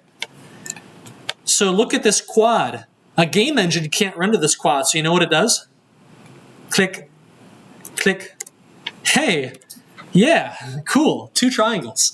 So all quads can be quickly converted into triangles. That's why game engines do it. And so long as the game engine kind of does it in a consistent way, you usually get a very good look, okay? And it looks just fantastic, all right? So that's what it does. Unfortunately, triangles are a big problem for the 3D artist, okay? Because we care about development and easy selection, and triangle topology does not allow us to use loop selection, okay? I can hold Alt all day, and I'm not going to be able to select more than one thing in here. Indeed, if I selected right here with Alt, it wouldn't even know what I wanted to grab. Does it want to grab this triangle? Probably, but what about this one? This one? Should it grab this tiny one or this one? Or maybe this one or this one, right? So it's too messy to use to get good selection. So we get very poor selection, okay? This can also cause very poor shading results as we saw a bit earlier, okay? Right? One of the big problems with this mesh is that it used triangles. Those triangles were overlapping, and they were very weird and misshapen, okay? So triangles can often cause little shading artifacts and glitches like this.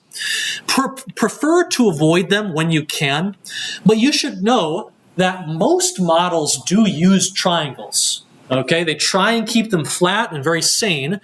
Try not to put triangles in really important places because you break your edge loops, but sometimes you just got to have some triangles. I'll give you an example. This beautiful UFO that we have just amazing topology on, look closely. Look closely at the top of your UV sphere and you'll find something. You'll find something dastardly. Among all these quads, look at what we have. We have a pull. We have a pull and a bunch of triangles. This is very common, okay? Very common to have a lot of geometry kind of leading up to a more dense area and then to kind of finish that density with a pull, okay? The pull basically creates a bunch of triangles, okay? So edge selection, look at this. I'm trying to do a quad selection, a loop selection, okay? I'm holding Alt, I'm clicking, and the loop selection dies when we reach this radial kind of cone of triangles, okay? And so I can still go around it, and I'm pretty sure I can select around here in the triangles, but I can't select over the triangles. It breaks my loop. Very sad, okay? But actually, this is kind of really hard to avoid. So often, you just say, it's fine. As long as it's not in a really important area I want to select on, you're going to be fine. So in general, try and avoid triangles. Often you can do a lot of great stuff just with quads, okay? You can sometimes approximate a triangle. Hey, you want to approximate a triangle with a quad? You want me to show you that? Okay, I want a triangle, but I've got a quad. I want a triangle like quad. So what am I going to do? You know what I'm going to do? Is this a triangle or a quad? The answer is, this is a quad, okay? And if you zoom in, you'll see that, okay? The user can't see it, so they think it's fine, it's a triangle, but we can still use it like a quad, okay? And so we still get that nice loop selection and stuff like that. One of the problems on the homework actually has you do exactly this. So, triangles are a bit of a problem. They're not a huge problem, though, just a tiny bit of a problem. You'll probably have some triangles in many of your models. It's not a big deal, okay, for the most part. But instead, in your typical moment-to-moment modeling, you want to prefer quad topology, okay? Quad topology is when you have 4 vertices per face. So you're trying to build something mainly out of quads, okay? And this is what that looks like. You've got quad topology, so you've got this wonderful selection all the way around, okay? Excellent selection. You have fewer shading problems in general, okay? They're less likely to appear. And it should be your goal to kind of operate and model with this style most of the time, okay? Now, there are certain operations and hotkeys that you should really love because they keep your quad topology. They won't wreck it, okay? Operations like extrude, okay, fan favorite extrude, inset, Okay, you remember inset, right? Inset does not get enough credit, okay? Inset is very powerful for adding detail to an area while keeping quad topology, okay? And edge loop, control R, okay? These are your bread and butter for adding detail and adding geometry to your mesh without breaking the quad topology and going with tris or an n-gon, which is worse, okay? I want to show you, I'm going to create kind of an interesting shape here. I'm going to use all three of these, okay? I've got my shape. It is by default quad topology. I extrude, and look at this. I extruded, and all of our new faces remain quads, okay? I've extruded several times, and yet all I have here are quads. My shape is getting more interesting and more complicated. There's more detail, a little bit more, and we still have just quads. Here, we use inset. Maybe I want to add a really cool bit of geometry on the end of this. I'm making a pipe, okay? And I want to add like some cool nozzle on the end. I need more geometry in this area. I need more detail. Inset gives us this additional geometry, these additional vertices, without breaking our quad topology, okay? How many of you like the knife tool? Isn't the knife tool awesome? But it's like the #1 way you ruin your topology. Okay, so you have to be careful with it. Inset, extrude, and edge loop will not ruin your topology. Try and use them when you can, okay? So this is great. I have this shape. Even though these quads look like trapezoids, okay, they're still quads. They still have 4 vertices each, and this one in the center has 4 vertices as well, okay? So we are still quad topology, and as a result, all of our edge loops work, okay? Oh, you know what's really cool? By default, an inset will give you a ring, okay? So if you look here, we have topology that goes around this cube horizontally, or it also goes up like that.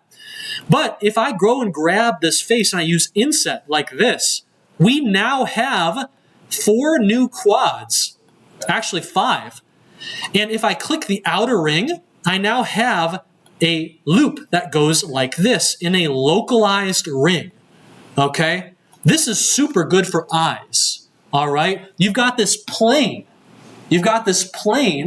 All right, that is your face, and you want to have loops for your topology near the eyes. Inset, super powerful for getting that, okay? You'll practice this on your homework. You don't have to remember any of this, okay?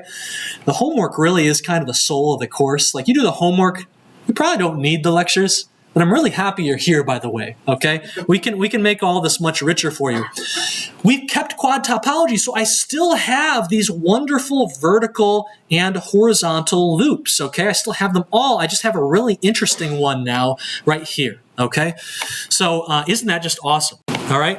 And then the control R edge loops, okay? I can create edge loops. When I create an edge loop, it goes all the way around the object, okay? As many as I want. I can grab this edge and say I want an edge loop all the way around. I can have multiple even, okay? And when I add these edge loops, we now have geometry in all these places. And still, everything is a quad. Everything is a quad. You can look at all these faces. You'll find 4 vertices, no more, no less, around each and every one of them, okay? There are no tris, there are no n-gons, okay?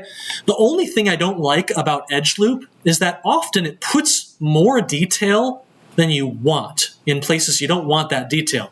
Here's an example, okay? I'm making a socket, okay, for the end of my little hose, my pipe model. I've now added geometry and detail right here, which is great. I want that. I need the extra geometry to create a more interesting shape. The problem, though, is that I used edge loops, which means I have more geometry over here, which is good. But look over here on the bottom of the pipe, where I already had a shape that looked good. I now have extra vertices that I don't really need. Why are these here? Do I really want them here? So, you know, edge loops can get you in a little bit of trouble that way, but, you know, it's still fine. It's still great, okay? Just be a little bit careful about that. We'll talk about detail in the right and wrong place in just a moment. Please beware, okay? Beware, okay? Hang out with quad topology all the time, but beware of n-gons, okay? These things are funky, all right, and not in a cool way. They are any face that has 5 or more vertices on them, okay? And this is what I'm talking about, okay? This is a model I made from scratch, okay? This is not a student model that I saw. It was inspired by a student model that I saw.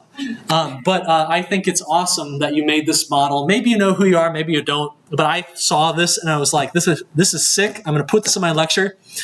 And yeah, if you made this model, just grab these 3, hit X, and then dissolve vertices, and you're back on track, okay? Don't even worry.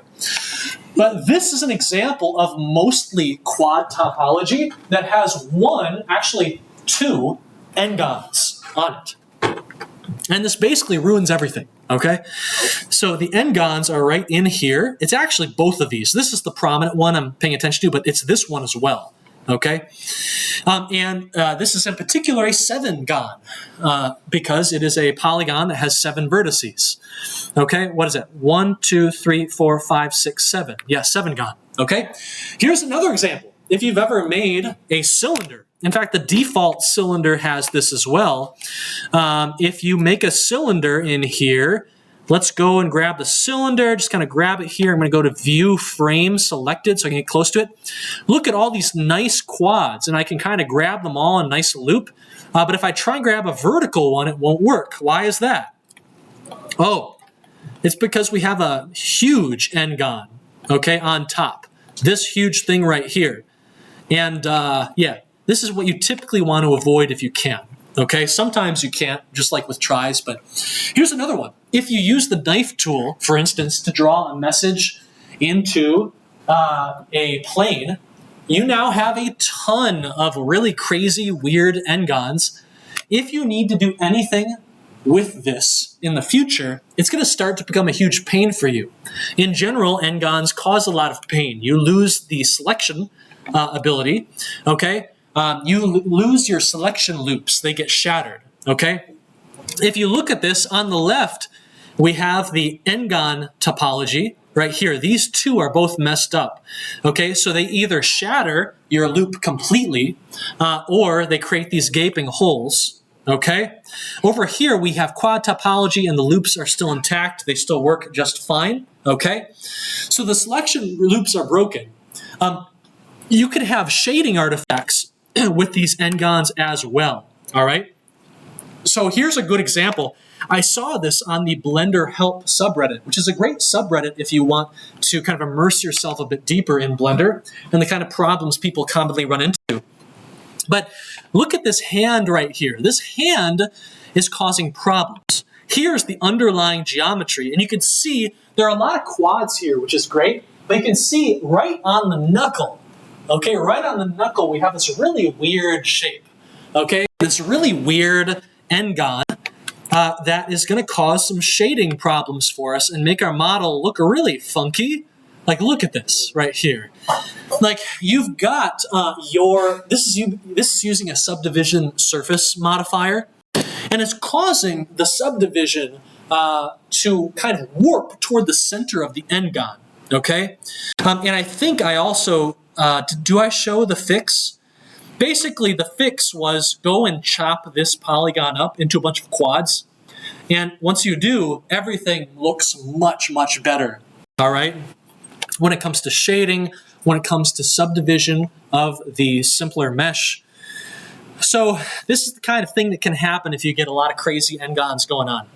This can also cause animation deforming issues. It can cause, for instance, an elbow to deform in a really weird way that you wouldn't expect if you have n-gons in the wrong place on the elbow.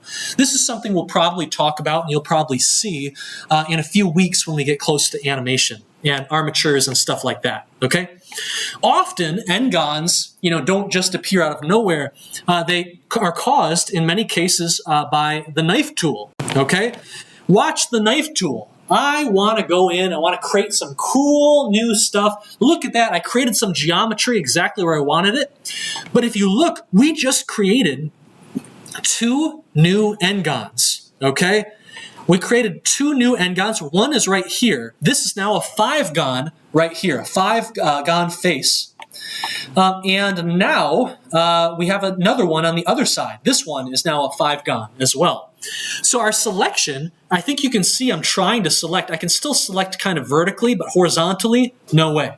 Okay, so our selection loops are kind of broken now, and this model is going to keep getting funkier and funkier unless we fix it. Compare it to edge loop, okay? We're going to hit X, and we're going to dissolve that edge, okay? If you're curious about, do I delete a thing or do I dissolve the thing, dissolving tries to delete it while leaving the geometry kind of the same, okay? If you delete that edge, you'll also lose the entire face, and probably also these edges on the side too. If we use an edge loop here, we get a much better result than the knife, okay? We have added geometry where we wanted to, but now we have a bunch of additional quads. Everything is still a quad. And as long as you're fine with the extra geometry, the extra detail in that area, you're good, okay?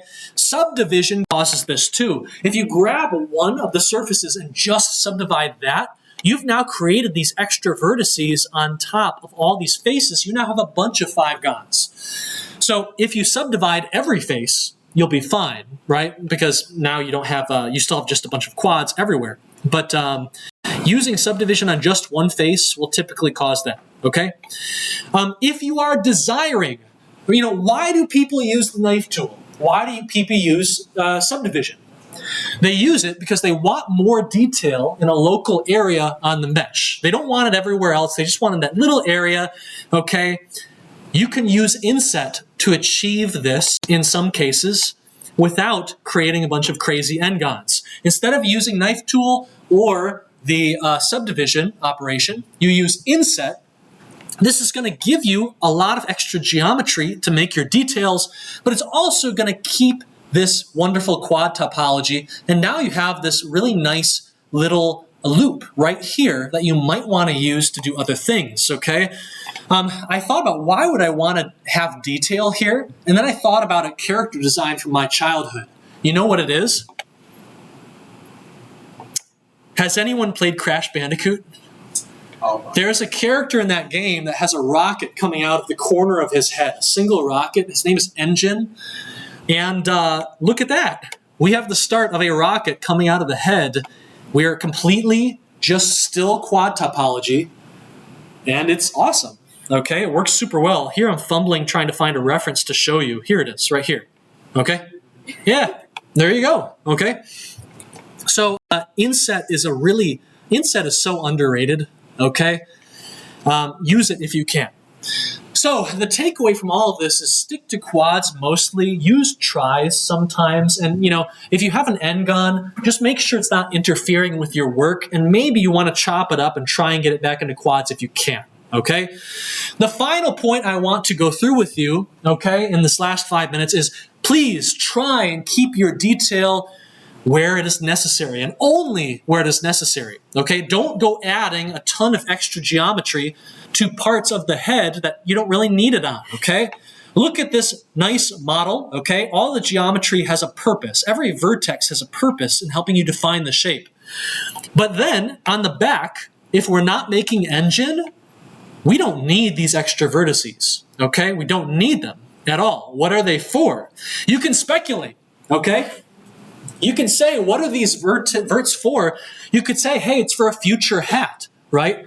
I put vertices here because I think it's going to help me in the future when I want to make a hat, okay? But that doesn't make a lot of sense, right? Maybe you say, well, it could be for a future hairstyle, okay? Maybe I want to start a hairstyle, and maybe it's going to be kind of like a shortcut or something like that. It's going to come out right here, so I want the vertices here. I don't think that's very convincing either, okay? Maybe you just say, I want some future detail in here. I'm going to have like an interesting pattern or something, right? Maybe an ear, but this isn't really the right place for an ear. An ear would be over here, right? And really, you'd be better served to use inset to create some extra geometry for an ear over here instead of just adding some verts over here, okay? The downsides are significant. You lose loop selection, you're going to have shading issues, and you also have just more geometry you might accidentally grab when you're trying to manipulate something else, okay? So this is to say that when you are building a model, you try and keep it as simple as possible, and you only add additional geometry in the locations where you think you actually need additional detail. Okay, don't go putting extra geometry, extra data in locations where you're not going to do future work, okay? It's like adding extra code to your code base that doesn't do anything. Or maybe you're building features that will never actually be used in the final game. It's pointless. All it does is make things more complicated and make your life harder, okay? In the future, I'm going to talk to you about more topology topics. In fact, on your homework, you are going to discover what is destructive versus non-destructive modeling, okay? When you look at this right here, this GIF, I want to know, okay? I want to know how many vertices does this mesh have? How many do you think this has? How many vertices does this have? Any idea?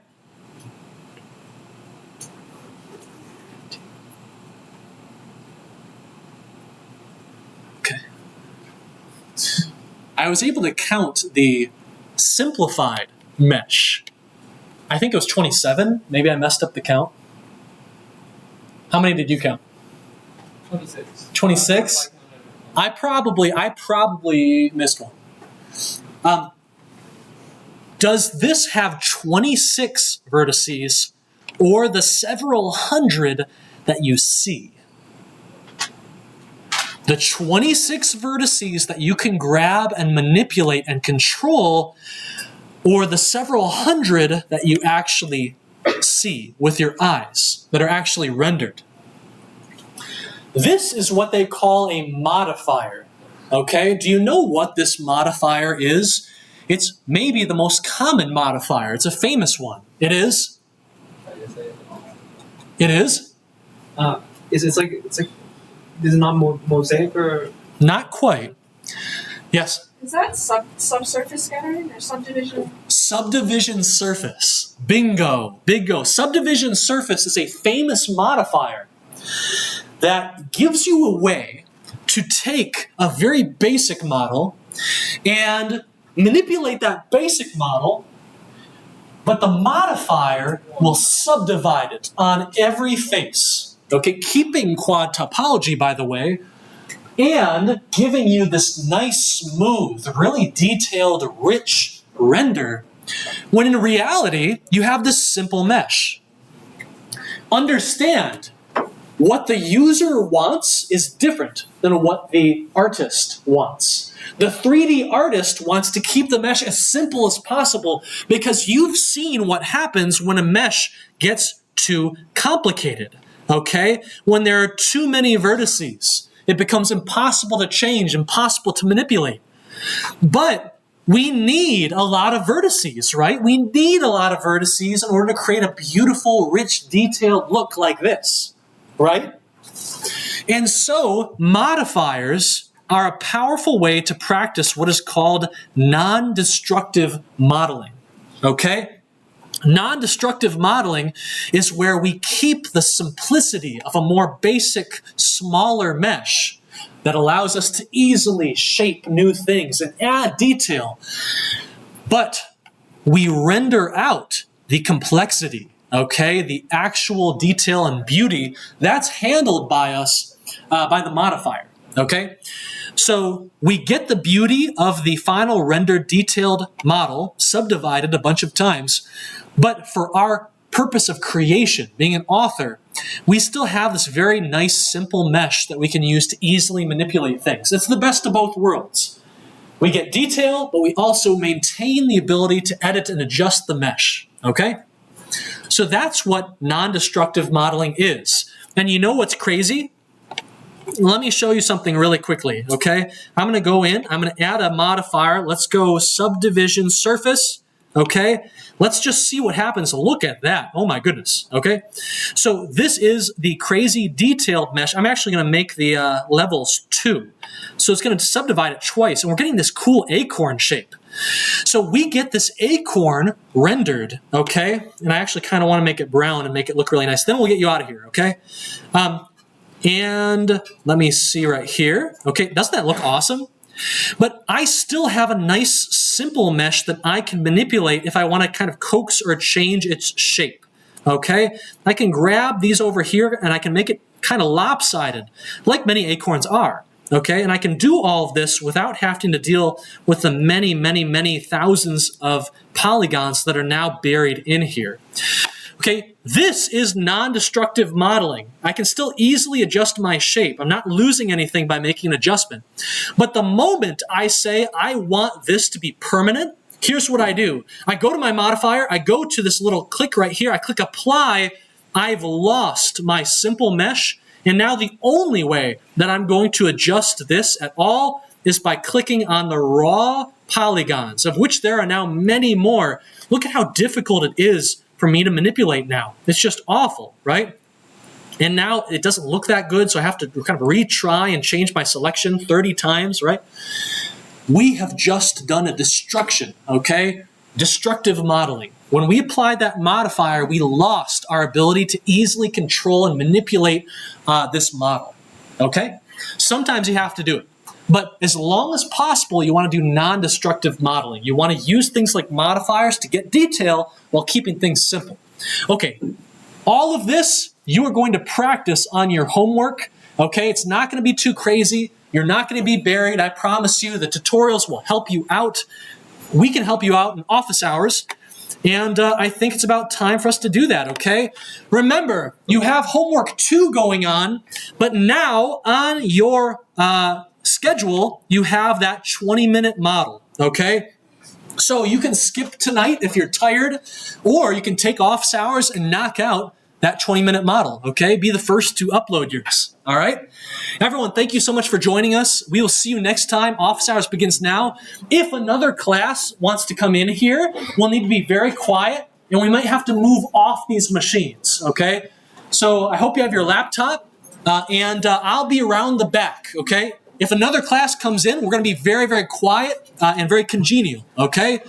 All right, take care, everyone. We'll see you next time. Quick question? Yeah. So I started from more. Hey, how's it going? One moment. Michael, It's good to see you. we will slip into the back right away, okay? I told them that we are shaping. Okay, good. Take that. Okay. Let's head to the back. All right.